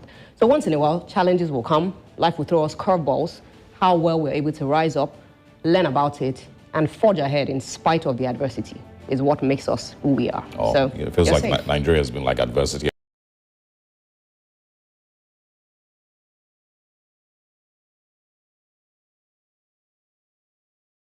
December. It's been back-to-back news, negative news, from the accidental bombings to the killings in Plateau on the eve of Christmas. And this year, even as recent as yesterday, there was a bomb explosion. We don't know the actual state of the casualties that have emerged from that. In this season, how can people better protect their minds and their mental health? I know one thing they say is, shut out the news and shut out the, all that. But for people like us, so you're going to address generally, and then for people like us that deliver the news, we can't shut out the news. How do we handle it? Well, I think that what has happened is, again, it's not like good things don't show up every once in a while, but when you have bad news is more likely to spread like wildfire, is more likely to get more attention than good news will get. And so what is it rather that we can do as a people and as a nation as well? We must be aware. Like I said, adversity is part of life. It's not something that we like to hear. We don't like to hear that bad news is going to show up, something bad might happen, but it just might happen. And the more we are aware, very important, the more we are informed. So beyond being aware, get information and get information from the right news sources. So yes, News Central, let people listen to the news, get the news. When you're also consuming the news, you also need to, identify how it is that you are around the news. I'll give an example. A few years ago, I would wake up in the middle of the night. Maybe my husband was playing his PlayStation and I was hearing adventure games. And I was just telling him, I'll say, you see, in my dreams, I was in Zambisa forest. I don't know, I've never even been to Borno State, but we can become what we consume. So people also need to be very careful about what it is that they consume. Identify how it makes you feel. Identify, what feelings and emotions and behavior that happen when you take in a lot of news. And of course, be able to filter what it is that you need. Sometimes, yes, shut out the news. Also, come to that reality that I am not what I hear. I am not, the adversity, the difficulty around me. It may be difficult to process over a while, but coming to that reality. But then most importantly, I think one of the things that we must do to be able to ensure that we remain in, optimal mental health at all times is that we must learn how to cope. Coping with adversity. People cope. Drinking alcohol is coping. Taking substances of abuse is coping, but it's unhealthy and maladaptive. And so we must start to look for healthy ways to cope. Talk to a trusted friend, a trusted individual. Speak to a professional. Read about what is going on. Inform yourself, and then find things around you, that make you happy. Is it exercise? Is it music? Is it, journaling? Find healthy ways of coping amidst all the, madness that just might be going on. I like the part where you said, people should say to themselves, I am not, what I hear.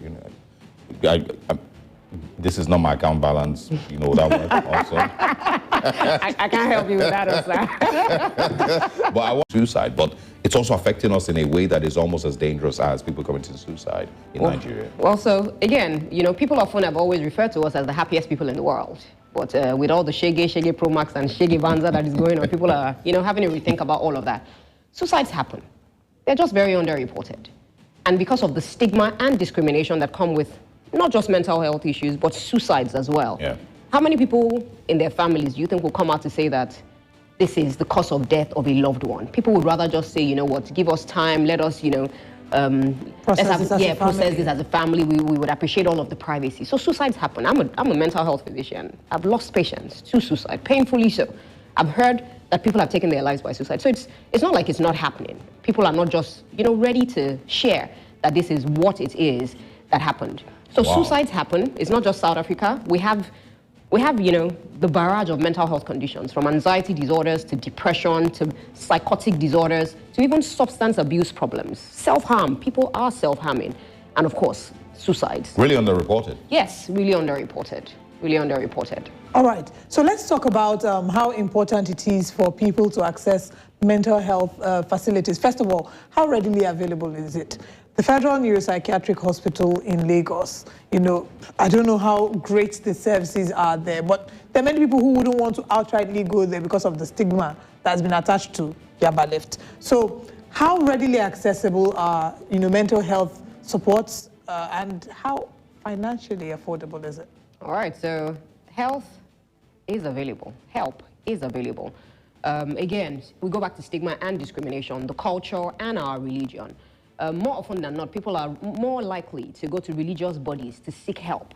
I'd rather call my pastor, I'd rather call my imam, or they'll tell you that there's one mountain somewhere where unfortunately people are tied down in chains, beaten, sometimes raped, and sometimes made to face very difficult situations.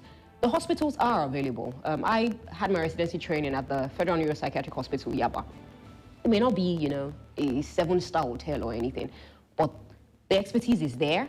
The resources are there, the facilities are there. I know that quite a number of people may not also want to go that way because of, again, stigma and discrimination. And unfortunately, a lot of this stigma can be self-foiled. It's, people telling themselves, what will people say? How will they look at me? However, beyond the Federal Neuropsychiatric Hospital, the Lagos State as well, there's lawsuits, and the Lagos State has also made an attempt to ensure that most of the primary healthcare centers also are able to respond. And then, of course, there's quite a number of, private mental health facilities. I won't lie to you. Health is expensive.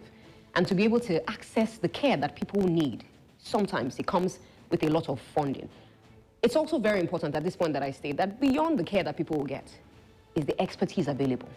Again, you talked about Japa this morning. We're losing quite a lot of our best hands. At some point, we used to say that there were 200 psychiatrists to 200 and counting million Nigerians. That number is dropping by the day. Either people are leaving or we're losing people, to the cold hands of death. So help is available. And of course, I always encourage that people are aware, informed. You see, when people have information, they're more likely to be able to take more informed decisions about their health, such that we're not waiting for them at the end of the line. We're giving them the information on how best it is that you can cope with whatever it is that is triggering or bothering you, so that you can be in optimal mental health. Okay. Yeah. So, I mean, I just wanted you to give us a practical exercise maybe that the average person can practice in the moment where they're feeling overwhelming anxiety. Many people actually are battling anxiety. Some just don't know that it's anxiety that they're battling. So there's been bad news. There's been the case, unfortunately, of Nabiha. I will come back to that to ask you how the government can ensure that we can provide support for them. But for the average individual who's battling anxiety, depression, are there practical exercises that you can give to help? All right. So again, before I answer that question, I'll tell you that anxiety is a normal response to a threat. Whenever you think about a threat, or will there be traffic, what will happen at work today, you can become anxious. However, when the feeling or the emotion continues to stay, despite the fact that the threat has been removed, an anxiety disorder can happen. And so yes, you're right, anxiety, quite a number of people have anxiety. Anxiety is one of the commonest mental health disorders. And so how can people cope? There's a technique that is known as dropping the anchor.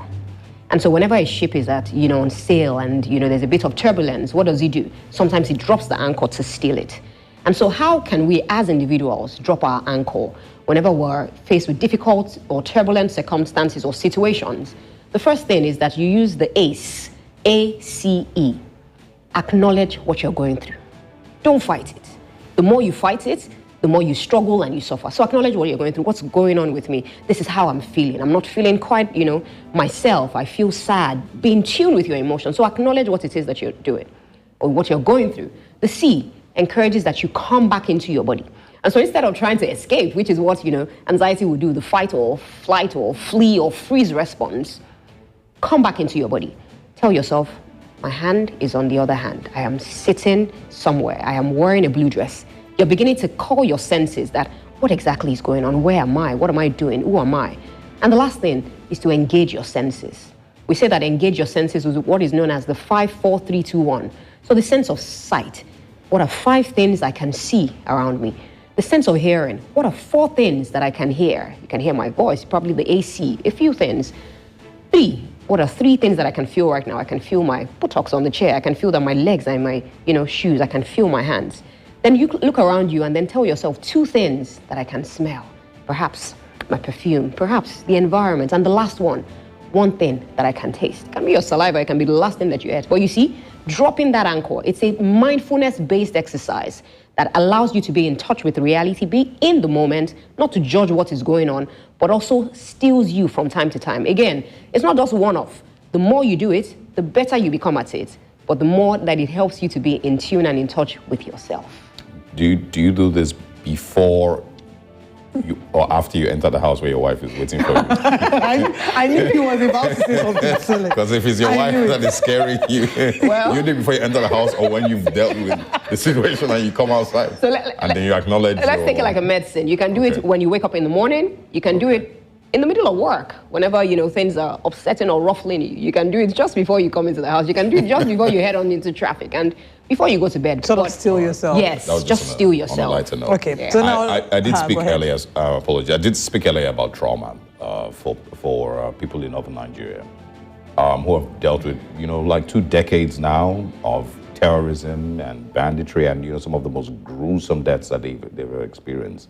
And I was saying earlier that I don't know that they would ever be able to heal. Those are lives that have been torn to shreds by these things. What would you say to those people? And is there any healing that they would ever be able to experience? Or are we as a country just going to accept that, damage has been done and that's it? Well, it's so unfortunate, but that's our reality. They are the unfortunate direct recipients of trauma. The rest of us are also traumatized. I mean, see me sleeping in my house, God knows how many miles away, and dreaming about Zambisa forest that I've never been to. Yeah. But let me not use that response to invalidate what it is that they're going through. It's rather unfortunate. Sometimes I sit in my house and I hear a plane and I'm thinking somebody somewhere is hearing a plane and the next thing that they're expecting is an explosion. It's difficult to say that will they ever heal, especially because healing is It's not a destination, it's a journey. Yeah. And then we talk about trauma. Trauma is when you are, overwhelmed with something that is threatening to your safety, your stability, your sanity, and your sense of security. There's also something known as a process trauma and an event trauma. An event trauma is, it happens and then it stops. I was robbed and they never came again.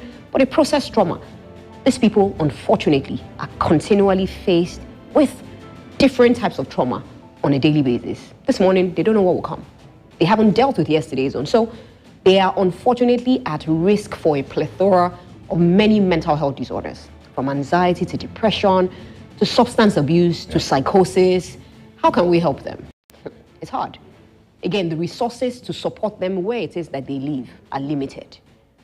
So it's a difficult one. It's not something that, we can just say one of it. You can't be telling them drop anchor. Yeah, they can use all of these things every once in a while, but you see, they need support. They need resources in terms of people, in terms of probably, so we talk about support, emotional support, financial support, psychological support. But whatever it is that they're going through must never be dismissed. We must give it all the attention that it deserves. Yeah. All right, Dr. Bonjubola Abiri, thank you so much for joining us. There's so many things that we need to talk. We hope that we can have you again. Mental health is an ongoing conversation. I don't think we can ever exhaust the areas that need to be focused on. But now let's bring the conversation back to Nigeria, looking at the Federal Capital Territory. The Minister of Nigeria's Federal Capital Territory has accused area council chairmen of abdicating their responsibilities. Thus, the escalating insecurity challenge is being witnessed in the capital. The minister, during a security meeting with heads of security agencies and council chairpersons over the rise in kidnapping in the capital, says efforts will be put in place to end the scourge of kidnapping. News Central's Amadine Uyi was at the meeting and he tells us more. With kidnappings in the FCT notably on the rise, the case of Nabia Al-Qadriya, a 400-level student of the Ahmadu Bello University, who was recently killed by kidnappers after her abduction, and her family's inability to pay a 60 million naira ransom, many Nigerians have expressed anger over the inability of security operatives to do anything to stop the scourge. The military recently attempted to allay the fears of residents, saying operations have commenced in the area and assuring that the kidnappers will be brought to book. I would say that operations are ongoing to root out activities of these extremists posing a threat to the FCT following recent reports. As I speak to you, operations are ongoing at those locations. In the last 1 week, we have arrested several of them, and they are providing intelligence to support our operations. This, however, has not had much results, as it has not relieved the tension being experienced by residents. The Minister of Nigeria's Federal Capital recently summoned heads of security agencies and area council chairmen of the 6 area councils within Abuja over the insecurity situation being experienced. All of us are aware of the security situation in the Federal Capital Territory, particularly Buhari and some other areas that were witnessed security challenges. He assured residents that there is no need to panic, saying efforts will be put in place to nip kidnapping in the bud. We owe a duty to make sure that this place is safe. We'll do all we can, and we assure Nigerians who reside here that there's no need for panic. We are taking every step to make sure that those challenges are things that we must have to resolve. The minister, however, took a swipe at area council chairmen, accusing them of abdicating from their duties and responsibilities. He says many of them remain absentee chairmen who are never found at their places of assignment. We have gotten reports that council chairmen travel anytime And then if anything happens, of course, they will not call anybody's name. They will call the FCT minister. With promises made to address the FCT's insecurity challenges, many residents will be hoping that the federal capital becomes safer. In Abuja for News Central, I am Amadine Uyi. All right, thanks to Amadine Uyi for that. It was also in the news this morning that the President Bola Tinubu did make mention of steps that are going to be taking renewed efforts to tackle insecurity in the state. But I believe that Nigerians want to see more than just press statements and some of these addresses. Nigerians want to see action. Nigerians want to go to sleep at night knowing that they are safe and they feel safe. And if there is a crisis, they know that they have a quick response from security agencies across the country. That's all they're asking for. No one's asking for too much. I don't think anybody's asking for too much. I don't think Nigerians are being greedy or being, selfish by asking for these things. And so, yes, there will be press statements, but they would like to see action. And this is across the country. We also understand, and I have repeatedly said this, that I understand that, yes, infrastructure-wise, equipment, facilities may not be there, fully there for all Nigerian security agencies. But you've had time. We've had at least the last decade to ensure that we provide these things. And so we can't continue with business as usual. And if you listen to what Seun Kuti said, if you look at 2022 budget, 2023 budget, and of course, 2021, 2022, 2023 budget, you see that there's nothing different with the way that things are meant to be done. Absolutely. It's heartbreaking. And it is heartbreaking. It's really, really heartbreaking. But we're hoping that the government understands what's important this time. Safety and security is the average that every government can guarantee citizens. But we'll keep talking about this. Let's share what's happening later today on News Central. 2 p.m. West African time, we'll bring you Village Square Africa. And at 7 p.m. West African time, it's Politics HQ. 9 p.m. West African time, we have NC Continental Prime.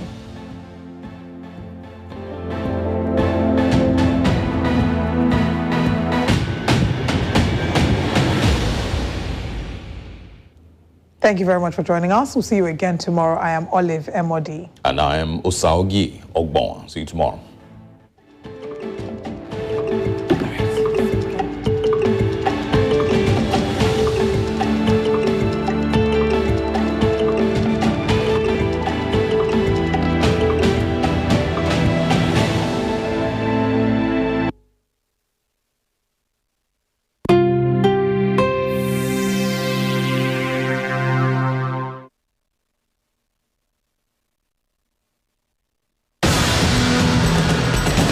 On the go, live reports, real-time updates, unfiltered stories. I'm Bernard Akede.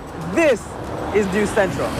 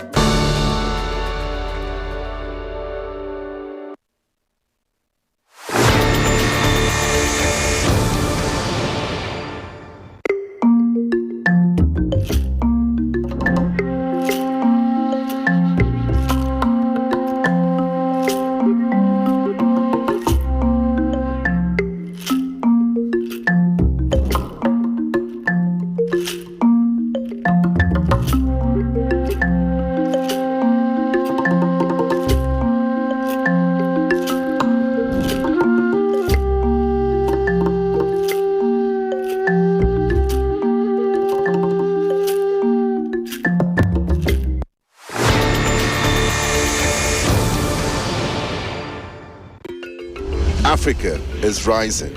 Again, we hear our sounds echo on the other side. Afrobeat and Afropop reinvented, hip life brought back to life, new energy infused into Kwaito and Kwela. Africa is balling. Every stroke, every shot, every raise, we find our place at the top. Taking the helm of real power, new hopes for democracies.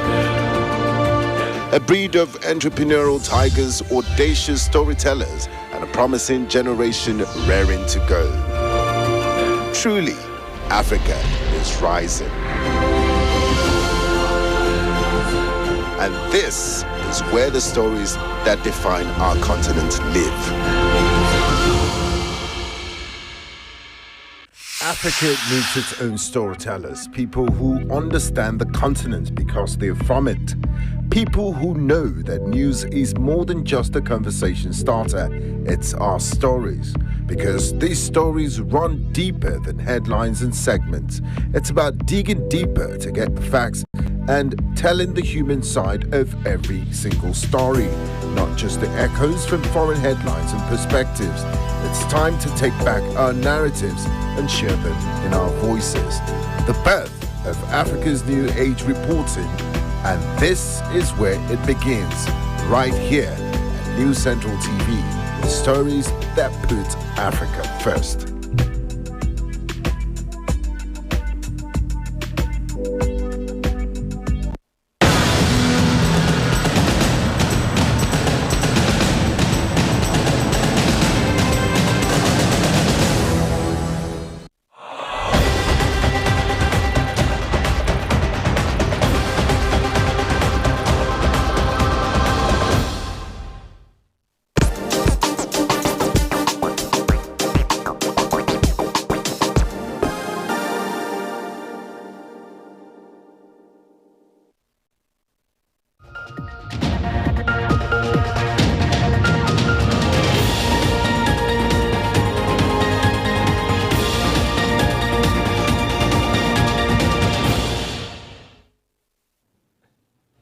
Hello and welcome to News Central TV. I'm Darshan Usman. The headlines.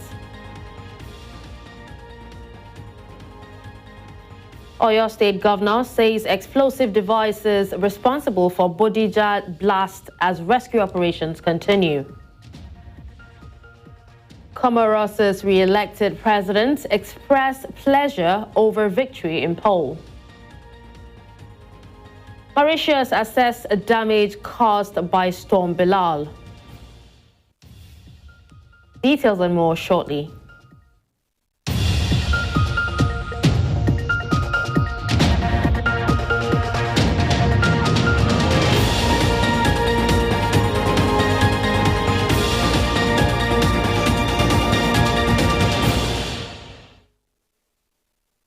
We begin the news in Nigeria's southwest, where the Oyo State Governor Seyi Makinde has disclosed that preliminary investigations by security agencies revealed that the explosion that rocked the Bodija area of Ibadan, the state capital, on Tuesday, was caused by explosive devices stored by illegal miners.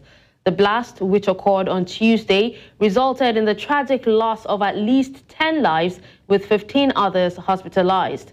The impact of the explosion extended to several key locations, including the governor's office, secretariat, Oyo State House of Assembly, and the residence of the former Attorney General and Minister of Justice, Chief Bola Ige.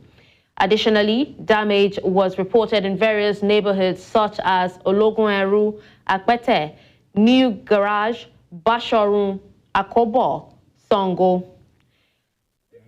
Governor, who visited the scene of the incident on Tuesday night, assured the public that further investigations are underway. He emphasized that anyone found responsible for the tragedy will face illegal or legal consequences. Now, rescue operations are already in progress as the affected areas, as authorities work diligently to provide assistance and support to those affected. The thing is devastation here, and from what we've gathered so far, the likelihood is that you have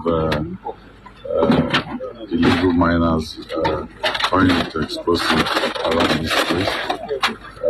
We've always said to people that when you see something, say something, and then the authorities should be able to do something. This is quite unfortunate. At this stage, is just to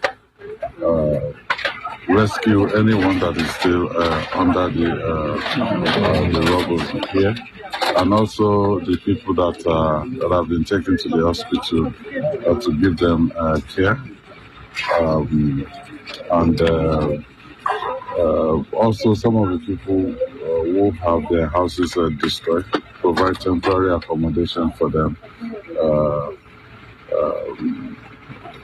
at hotels within the city. And then in the morning, we definitely will continue the investigation. The affected families, I'll say, the government is here. We will support them in the recovery effort. But most importantly, we'll react appropriately to this incident. It's just it's devastating. It's something that it's difficult to wrap one's head around this. Now let's head to Eastern Nigeria, where Monday's inauguration of Hope Uzodinma as the governor of Imo State for his second term had many national dignitaries in attendance, including President Bola Tinubu. The Nigerian leader, in his speech at the occasion, spoke about the state of the nation and government's plan to fix things. Chinwe Ugele sought the opinion of some citizens of the state on the speeches of both the president and the governor. Her report. Gathered and traveled from near and wide was to witness the swearing-in ceremony of Governor Hope Uzodinma for his second term in office. But as the governor of Imo State, I will discharge my duties to the best of my ability. President Bola Ahmed Tinubu at the swearing-in ceremony which took place at the Dana Nyam Stadium in Owerri had advised Governor Hope Uzodinma to ensure he worked towards the recovery and development of the state's economy. The president also commended the government and people of the state for the security that is now in existence. I'm glad we are showing a very united country and moving forward. Based on the security report given to him by security agencies, he doesn't live in Imo State. As far as I'm concerned, people from certain part of Imo State still find it difficult. They are still afraid of traveling to their village. He appealed for understanding of the masses on the fuel subsidy removal and congratulated the people for choosing Uzodinma as their governor. Don't worry about what you're hearing about the Japa syndrome. We will train more people. And then we can supply themselves. People are living this country. What is behind this Japa syndrome? Those who are in government employ are not paid very well. And it has also affected so many other people that run private organizations. They don't pay their workers very well. So this is the cause of the Japa syndrome, and it should be addressed. For choosing Uzodinma as their governor. In his address earlier, after taking the oath of office, Governor Hope Uzodinma, before notable citizens from different parts of the country, declared that his second-term journey will be even more impactful on the Imo citizens following a development plan already in place for the state. Through the provision of extensive road infrastructure, we've been able to lay a solid foundation for the accelerated economic growth and development of our state. But in the circumstance belonging to insecurity in Imo State, that happens to be one of the greatest challenge. Let him stop making issues or making national to further, bring in more hands to him. The governor also used the occasion to call on aggrieved Imo people to bury their differences and work collectively with him to develop the state. In Omahefo News Central, Chinwe Ugele. To security matters now, the Minister of Nigeria's Federal Capital Territory has accused area council chairmen of abdicating their responsibilities, thus the escalating insecurity challenges being witnessed in the capital. The minister, during a security meeting with heads of security agencies and council chairpersons over the rise in kidnapping in the capital, says efforts will be put in place to end the scourge of kidnapping. Amadin Uyi reports. With kidnappings in the FCT notably on the rise, the case of Nabia Al-Qadriya, a 400-level student of the Ahmadu Bello University, who was recently killed by kidnappers after her abduction and her family's inability to pay a 60 million naira ransom, many Nigerians have expressed anger over the inability of security operatives to do anything to stop the scourge. The military recently attempted to allay the fears of residents, saying operations have commenced in the area and assuring that the kidnappers will be brought to book. I'll say that operations are ongoing to root out activities of these extremists posing a threat to the FCT following recent reports. As I speak to you, operations are ongoing at those locations. In the last 1 week, we have arrested several of them, and they are providing intelligence to support our operations. This, however, has not had much results, as it has not relieved the tension being experienced by residents. The Minister of Nigeria's Federal Capital recently summoned heads of security agencies and area council chairmen of the 6 area councils within Abuja over the insecurity situation being experienced. All of us are aware of the security situation in the Federal Capital Territory, particularly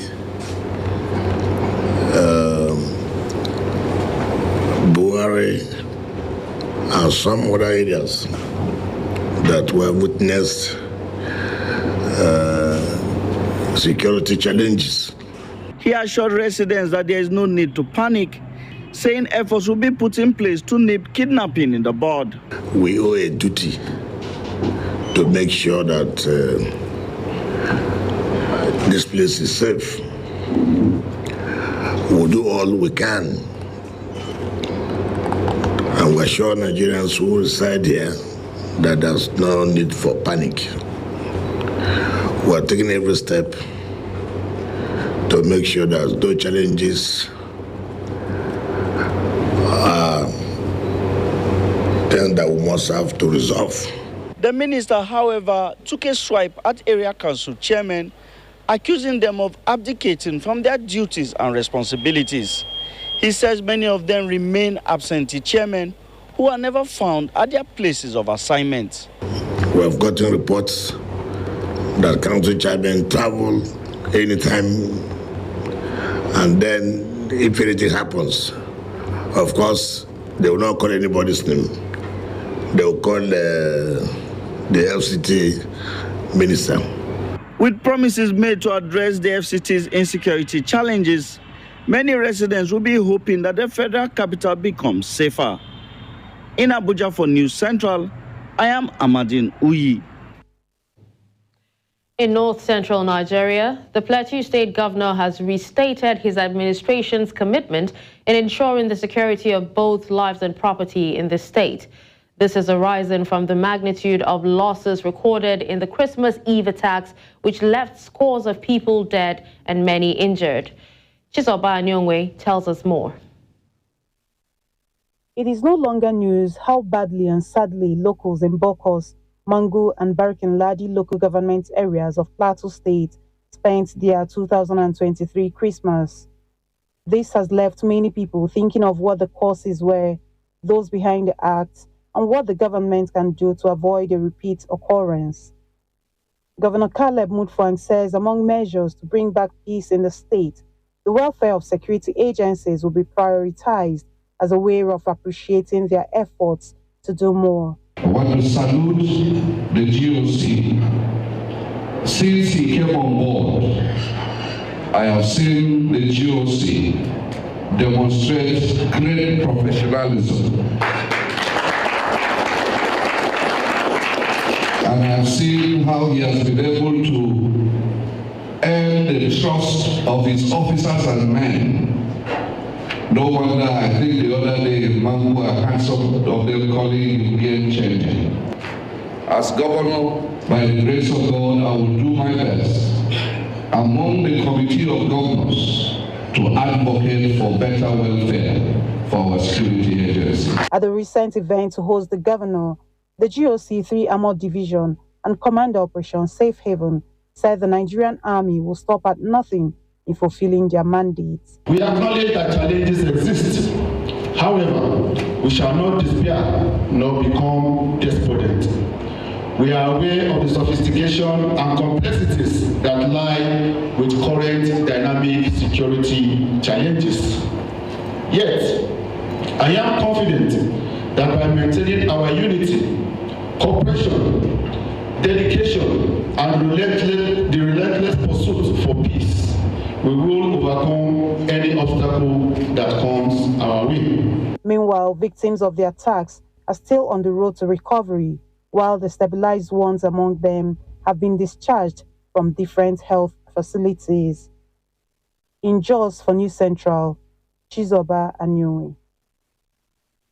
And to further discuss this, I am being joined by former Speaker, Plateau State House of Assembly, Titus Alams. Good morning and thank you so much for joining us, Titus.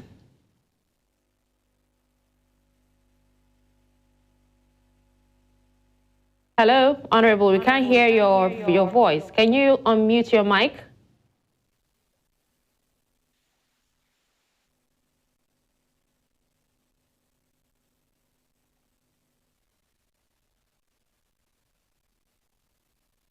Hello, we still cannot hear you, so we'll try to reconnect with you and we'll definitely come back to this.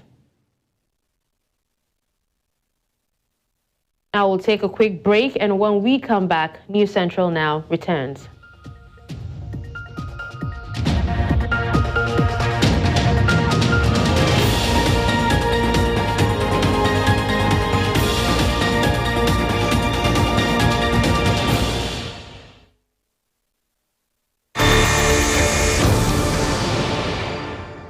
Africa needs its own storytellers, people who understand the continent because they're from it. People who know that news is more than just a conversation starter, it's our stories. Because these stories run deeper than headlines and segments. It's about digging deeper to get the facts and telling the human side of every single story, not just the echoes from foreign headlines and perspectives. It's time to take back our narratives and share them in our voices. The birth of Africa's New Age reporting, and this is where it begins, right here at News Central TV, with stories that put Africa first.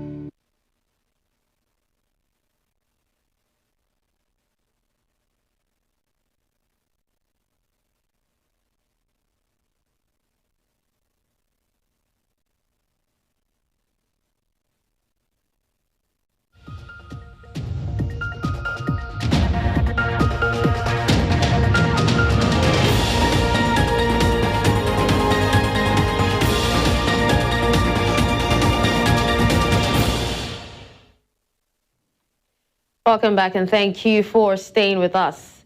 Now, Nigeria is grappling with a growing mental health crisis. Reports reveal a surge in mental health challenges across the nation, highlighting the urgent need for attention and action.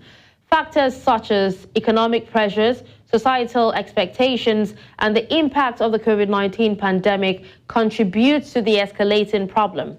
With limited mental health resources available, citizens face significant barriers to accessing adequate support and treatment. Health experts and advocacy groups are calling on the government to prioritize mental health initiatives, increase awareness, and allocate more resources to addressing the pressure issue or the present issue. Now, as the nation confronts this critical challenge, there is a collective plea for swift and comprehensive measures to safeguard the mental well-being of Nigerians. Now, joining me to delve into the depth of this crisis is a mental and emotional health consultant, also a clinical psychologist, Olugbenga Adamilare. Good morning, Dr. Olugbenga. Thank you so much for joining me. Thank you very much for having me this morning.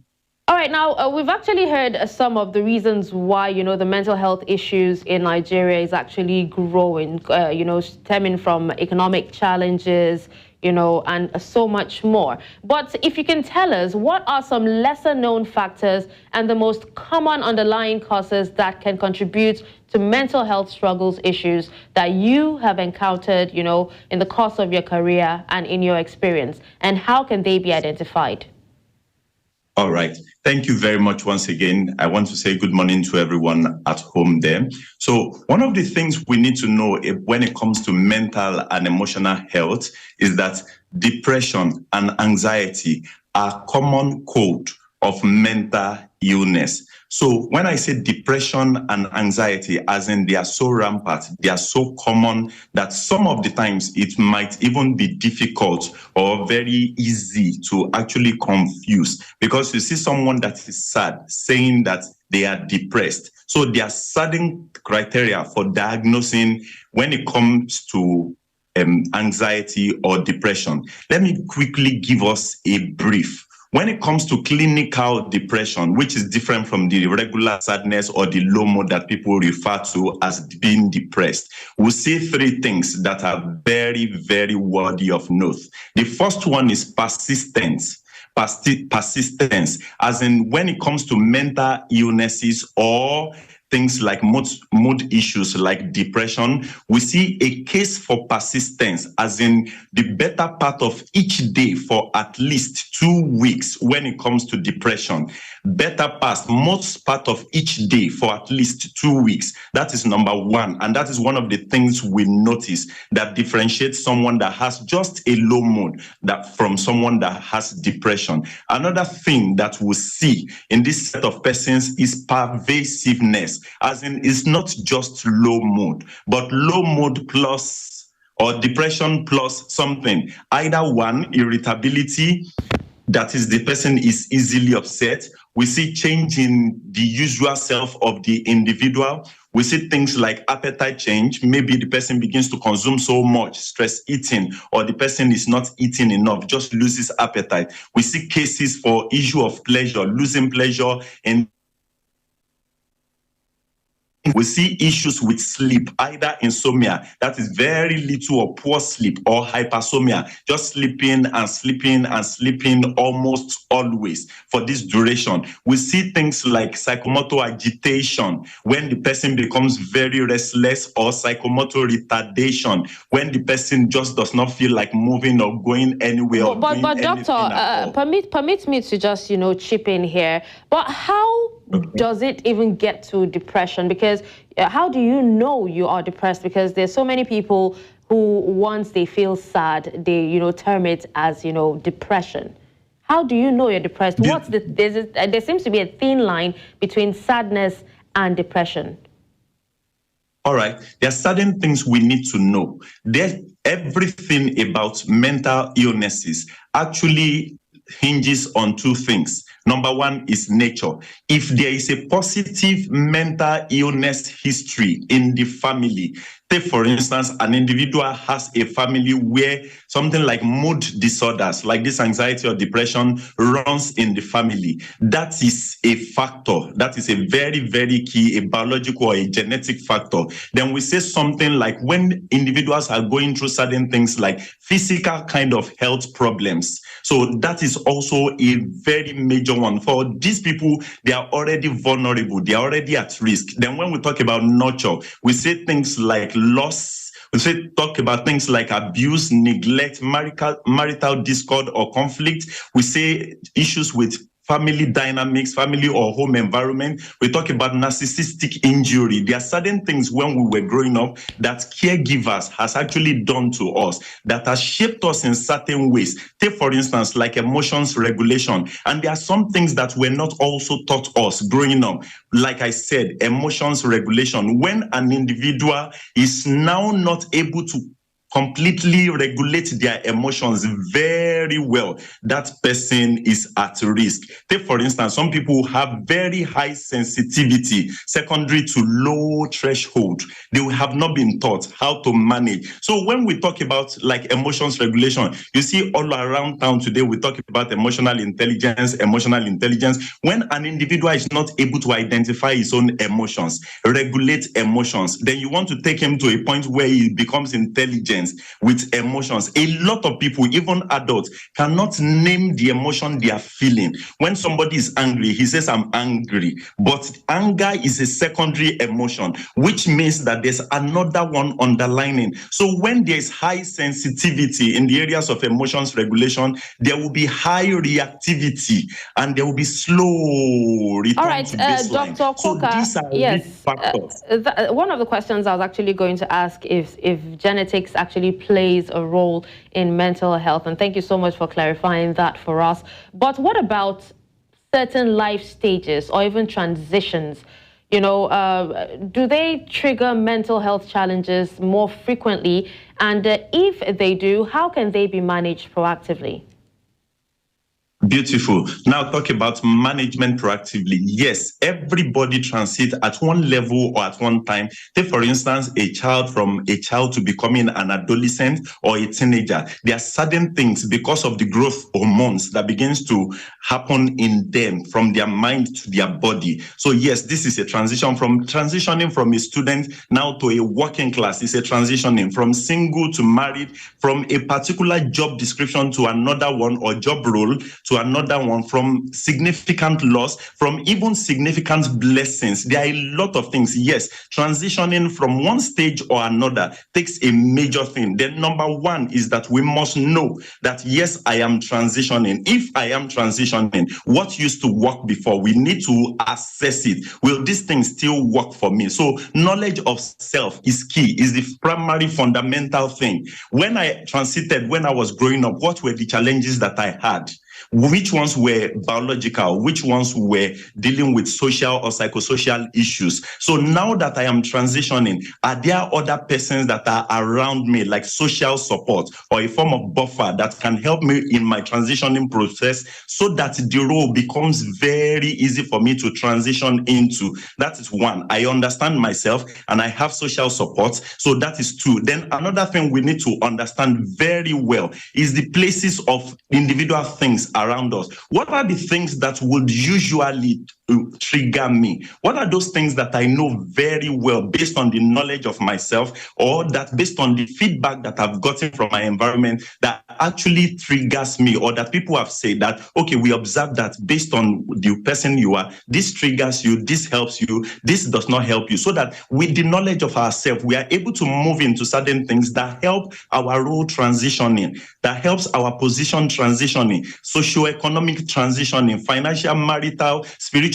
what kind, academic transitioning, so that it can be smooth. Knowledge of self, availability of emotional support from individual persons from around. Don't forget, family members are good, but our network is also very key. Family members may be able to supply certain things, but your network, the people you relate with, you associate with, if all right, family members are not Koka, available, you talked about family members. Now, let's not forget the fact that we're in Africa, and as Africans, they would say they don't believe in anything that has to do with mental health. As an African, you're a black man, you should be strong enough to handle whatever comes your way and all that. But, how can mental health education and its awareness be improved to better equip individuals in preventing and also addressing this issue? Beautiful, beautiful. Number one, like I said, family member. Every charity, mental health is like a case of charity that begins at home. Now it becomes very imperative for parents to understand themselves, become aware of their own self, and that self-awareness that they have, they begin to teach it to children at very tender age. A lot of people don't know that emotions regulation is a skill that we are not born with, that we have to learn. So if the parent or caregiver don't have it, how would they be able to teach it? So yes, mental health begins from home, from the unit, the family. Then we now talk about curriculum development in schools to teach emotional health, to teach understanding emotion, to teach emotions regulation, to teach emotion management, to teach emotion planning, and different types of approaches like that from the very little or young tertiary type of, primary or nursery type of education to the tertiary level. So if we are able to do this, we've been saying times and again that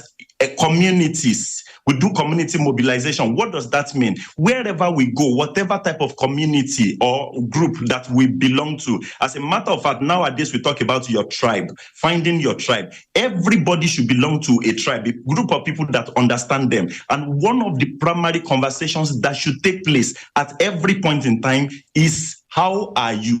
Going beyond just greeting to how are you really doing? Are you aware? Are you in touch with yourself? Are you aware of yourself? What can you do to help you become aware, self-aware, and self-develop? All right. Especially when it comes Thank into you so areas much, of emotional health. Dr. Olugbenga Adamilare Koka, for joining me at this time to discuss a very touchy topic and issue of mental health, especially in Nigeria. Thank you so much. We appreciate you for your time.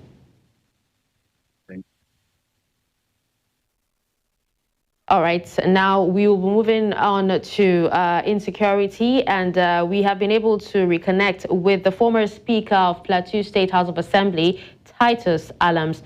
Hello, Honorable. Good morning. Thank you so much for joining me on the news.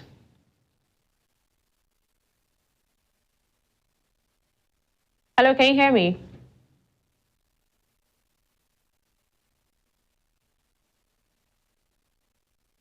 Hello, Honorable, can you hear me? If you can hear me, please say something.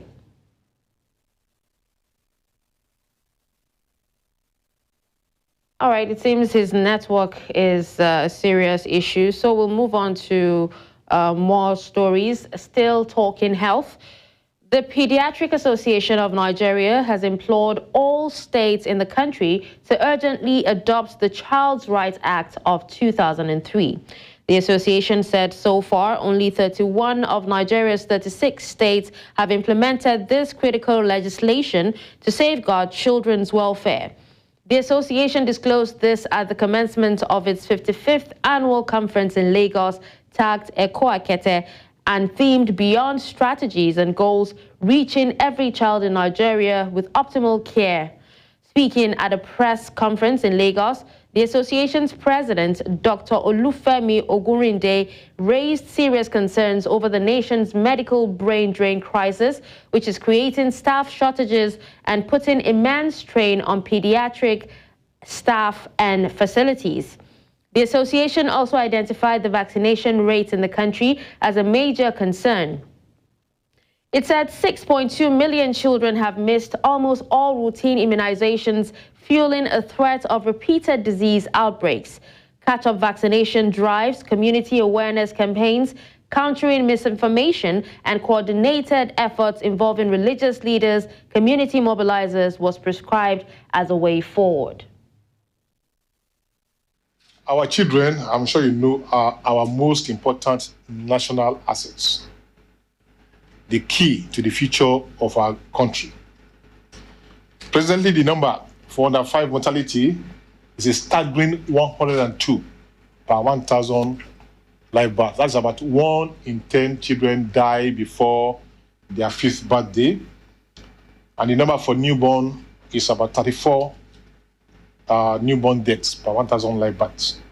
We therefore implore all states of the Federation to immediately domesticate the Child's Rights Act. We have an unacceptable 6.2 million children in Nigeria who have never received vaccines or missed almost all their vaccines. We need to reach every child in this country, irrespective of their location, with vaccinations and other crucial healthcare interventions. The number of children dying in the world is highest in Nigeria. Every 37 seconds, one child is dying in this country. And the reasons are obvious. Our vaccination rate is very low. But going back to where I started from in 2010, today we're in 2024. And fortunately, with the support of government and Gavi, now that body serves to ensure that the whole world gets vaccination. Well, as you know, the theme for the conference is reaching every child, right? It's optimal care. And that means we need to continue to advocate for proper care for the children. And it's not going to end just at the level of the conference. If you realize before, maybe in the last 1 month, we've been having press releases and press interviews talking about what we need to do to ensure that our children survive, not just survive. There's a difference between survival and living.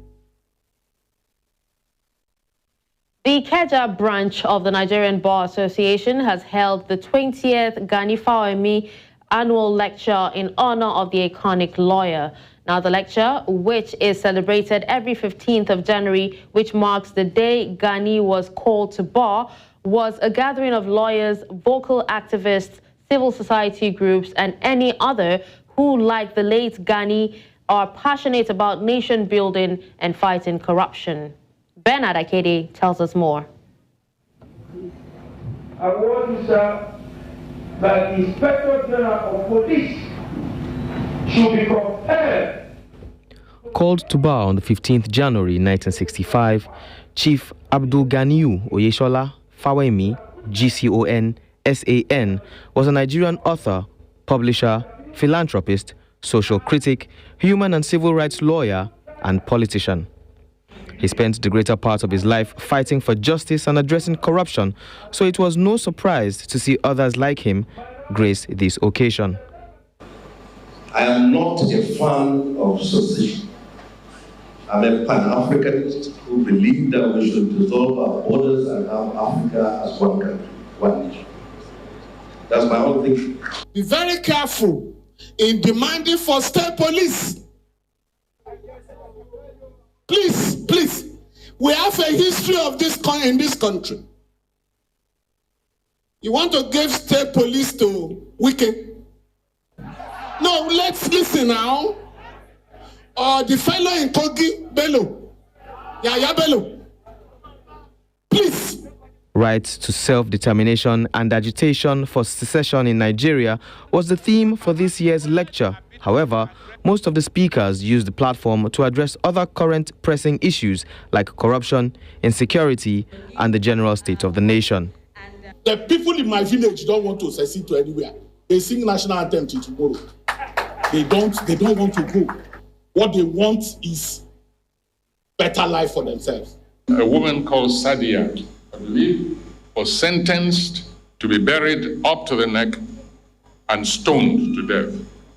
The man goes free in the case of adultery, but the woman, however, is buried up to the neck and stoned to death. If that had taken place, I would have jackpot a long time ago. There were those who also used this opportunity to challenge the lawyers, telling them to bring back the glory days when the profession was held in high esteem, while on the side, members of civil society groups chanted songs of solidarity. Solidarity forever. When I was growing up, if you see a lawyer, there's a panic. There's a sense of panic. A lawyer. We had just maybe 2 or 3 then. In Zaria, when you hear somebody is a judge, the disappearance of this trade has something to do with our not taking responsibility for our future. The sum total of what we have had today is not that there is any approval for secession from Nigeria, but that secession must be recognized as a right, and the agitation for it must be to keep our leaders on their toes. At the end of the day, it could be unanimously agreed that the lecture was one that the icon himself would have been proud of, while hoping the conversation here could take the country a step further towards achieving the desired change. In Lagos for News Central, I'm Bernard Akede. Coming up after the break, Comoros' re-elected president happy with election results. We'll bring you more on this when we return.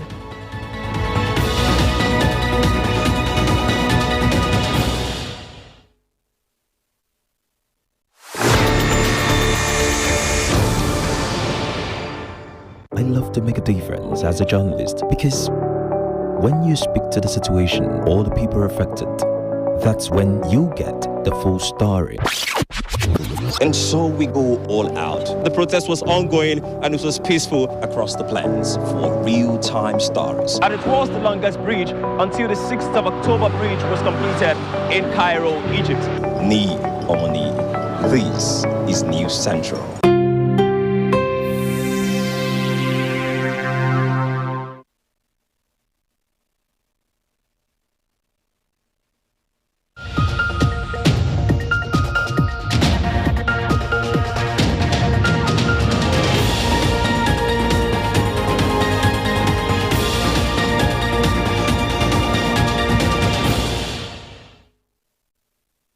Welcome back. Now, the incumbent president of Comoros, Azali Assoumani, says he's pleasantly surprised by his victory in Sunday's presidential election, which is being contested by his rivals who allege ballot rigging. The 65-year-old's victory over 5 opposition challengers was expected, but does not appear to have generated much enthusiasm. Only 16.3% of the country's 340,000 strong electorate turned out. Écoutez, c'est les Comoriens qui ont fait le choix. Donc effectivement, bon, dans nos prospectus qu'on attendait, mais ce choix-là, effectivement, nous a agréablement surpris. Et comme je l'ai dit, c'est encore un devoir. Parce que c'est une confiance et je n'ai pas le droit de le décevoir. Maintenant, le plus dur reste à faire. C'est montrer aux gens qui me font confiance qu'ils avaient raison de me faire confiance. Et j'espère qu'on va continuer. On a tout commencé, que ce soit l'éducation, la santé, les routes, l'énergie et l'entrepreneuriat. Tout est en route. Maintenant, c'est de consolider. Mais il n'y a rien à commencer en premier. Tout à consolider.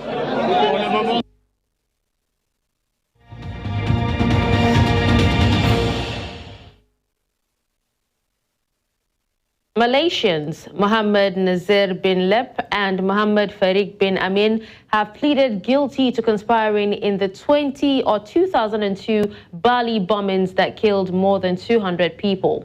The 2 men appeared in front of a military court at the U.S. naval base in Guantanamo Bay on Tuesday. Bin Lep, 47, and bin Amin, 48, pleaded guilty to 5 of the 9 charges against them, marking the first time they had entered a plea since they were brought to Guantanamo some 17 years ago. The Malaysians will be sentenced next week, after which they're expected to return home. President Emmanuel Macron on Tuesday has pledged more support to Ukraine as France will deliver to a new batch of 40 Scalp long-range cruise missiles, as well as hundreds of bombs as Kyiv fights the Russian invasion. Macron at the news conference said that Europe's priority must not let Russia win, announcing he would make a new visit to the Ukrainian capital in February. Macron said that France was working on a new bilateral security agreement with Ukraine along the lines of a pact agreed between Kyiv and London that would be announced during his February visit. The SCOP is capable of striking targets far into the country's Russian-occupied east, well behind front lines that have remained relatively fixed for months. Analysts have said the West must keep up and even increase military support to Ukraine if it is to prevent Russia gaining the upper hand in the almost two-year conflict. Plus personne ne dit que le Rassemblement national, comme toutes les extrêmes droites en Europe, c'est surtout et avant tout le pays de l'appauvrissement collectif. C'est le parti de l'appauvrissement collectif. C'est le parti du mensonge, et ça le continue de l'être. C'est le parti qui a le programme, qu'il a complètement piqué à l'extrême gauche. C'est le parti qui continue à vous expliquer que la retraite à 60 ans est possible, sans vous expliquer comment la financer. Le parti qui vous explique qu'il faut augmenter le SMIC, sans vous expliquer comment ça ne désindustrialisera pas le pays. On a réorganisé déjà, ça c'est une réponse à ces émeutes, le temps scolaire.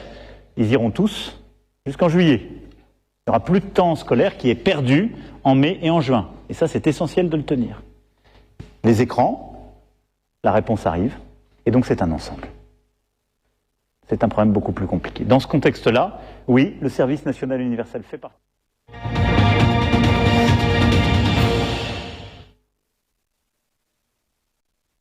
Now we move to business, where Perpetua Fawehinmi Peter has the day's news.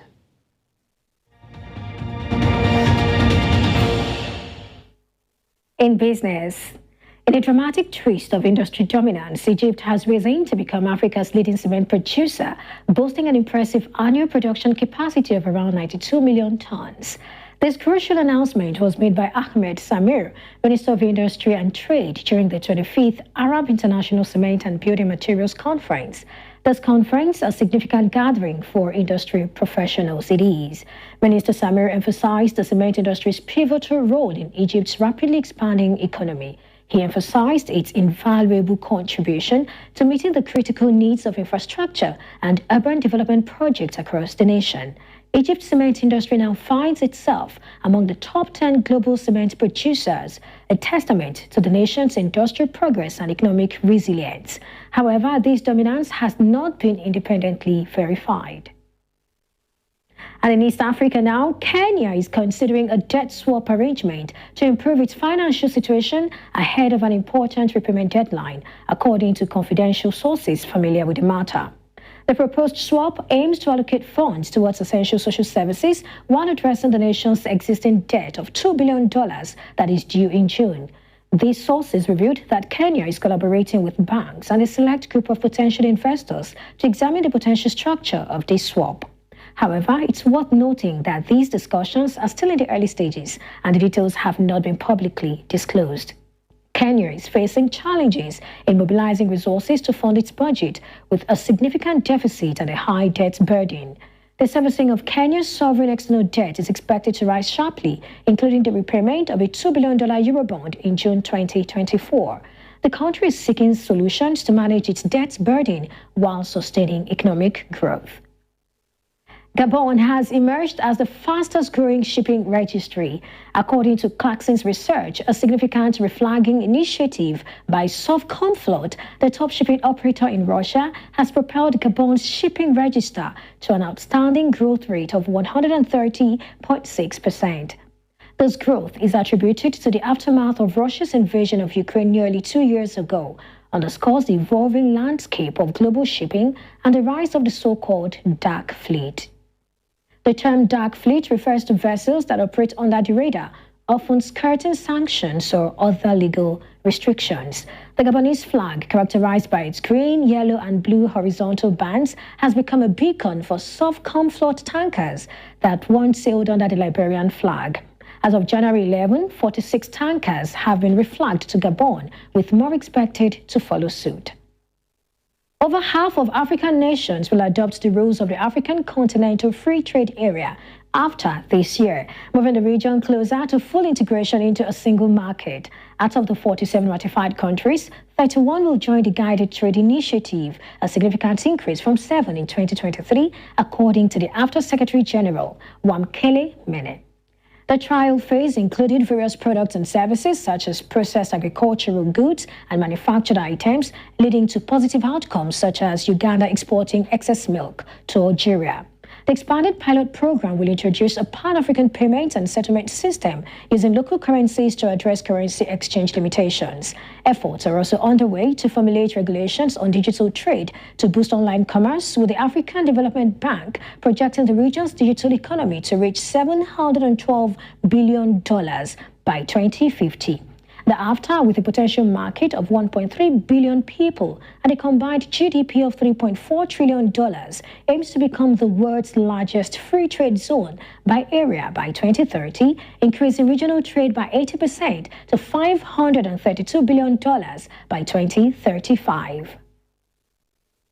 These are the stories we're tracking at this hour. Thank you for watching. I am Perpetua Fasomi Peter. The news continues shortly. Do enjoy the rest of the day. Bye for now.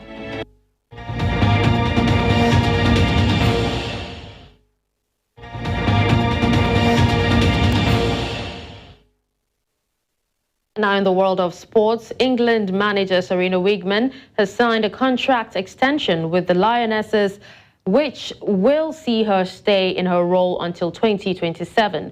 Former Netherlands player and manager Wigman took up her position in September 2021 and led the Lionesses to a first major trophy when they won Euro 2022.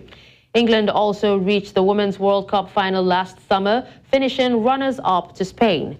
Wigman has also won 2 Arnold Clark Cups and the first women's finalissima against Brazil during her time in charge of England. Now, the new deal will see Wigman in charge of the Lionesses at the next Euros in 2025, as well as the 2025-2026 Nations League and 2027 World Cup if England qualifies. Teenage star Mira Driver produced a stunning performance to demolish Ons Jabeur in the second round of the Australian Open part of the second set.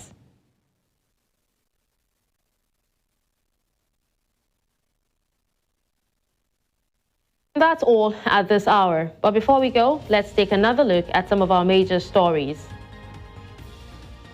You heard that Oyo State Governor says explosive devices responsible for Bodija blast as rescue operations continue. You also heard that Comoros' re-elected president expresses pleasure over victory in poll. And finally, we told you that Mauritius assessed damage caused by Storm Bilal. Send your eyewitness reports to the WhatsApp number on the screen. Do follow us on social media. We are at News Central TV. You can watch News Central live on DSTV channel 422, Star Times channel 274, Avo TV, and YouTube. Many thanks for watching. I'm Darshan Usman.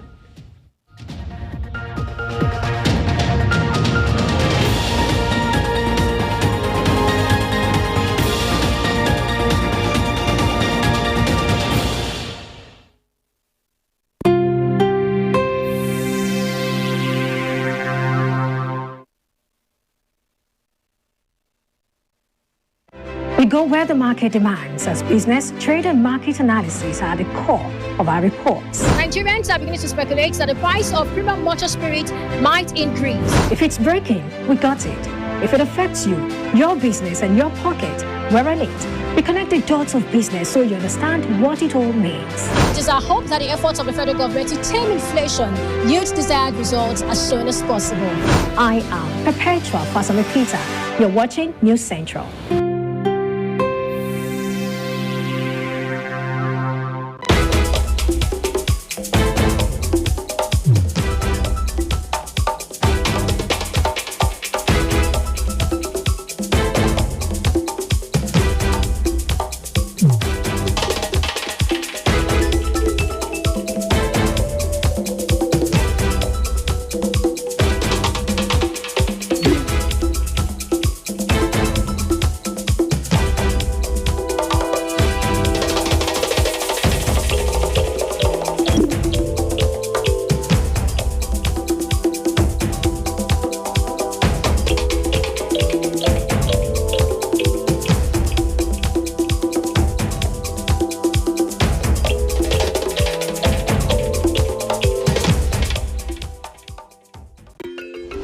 Africa is rising. Again, we hear our sounds echo on the other side. Afrobeat and Afropop reinvented, hip life brought back to life, new energy infused into Kwaito and Kwela. Africa is balling. Every stroke, every shot, every race, we find our place at the top. Taking the helm of real power, new hopes for democracies. A breed of entrepreneurial tigers, audacious storytellers, and a promising generation raring to go. Truly, Africa is rising. And this is where the stories that define our continent live. Africa needs its own storytellers, people who understand the continent because they're from it. People who know that news is more than just a conversation starter, it's our stories. Because these stories run deeper than headlines and segments. It's about digging deeper to get the facts and telling the human side of every single story, not just the echoes from foreign headlines and perspectives. It's time to take back our narratives and share them in our voices. The birth of Africa's New Age reporting, and this is where it begins, right here at News Central TV, with stories that put Africa first.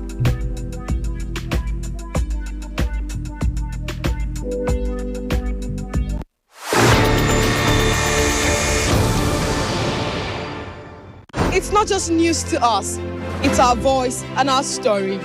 It's our report, how we tell African stories for Africans. With detailed, timely and authentic reports, News Central is your home for true news and African stories. I am Omolola Ololade.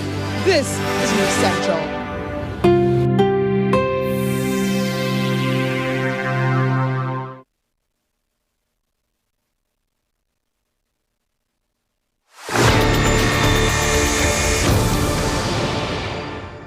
As we dive into the highlights of NNPC Limited's achievements in the year 2023.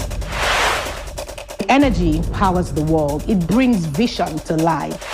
And NNPC upstream will drive that revolution.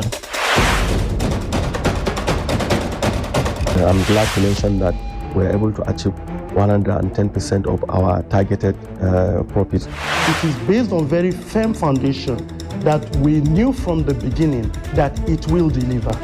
It all begins with us.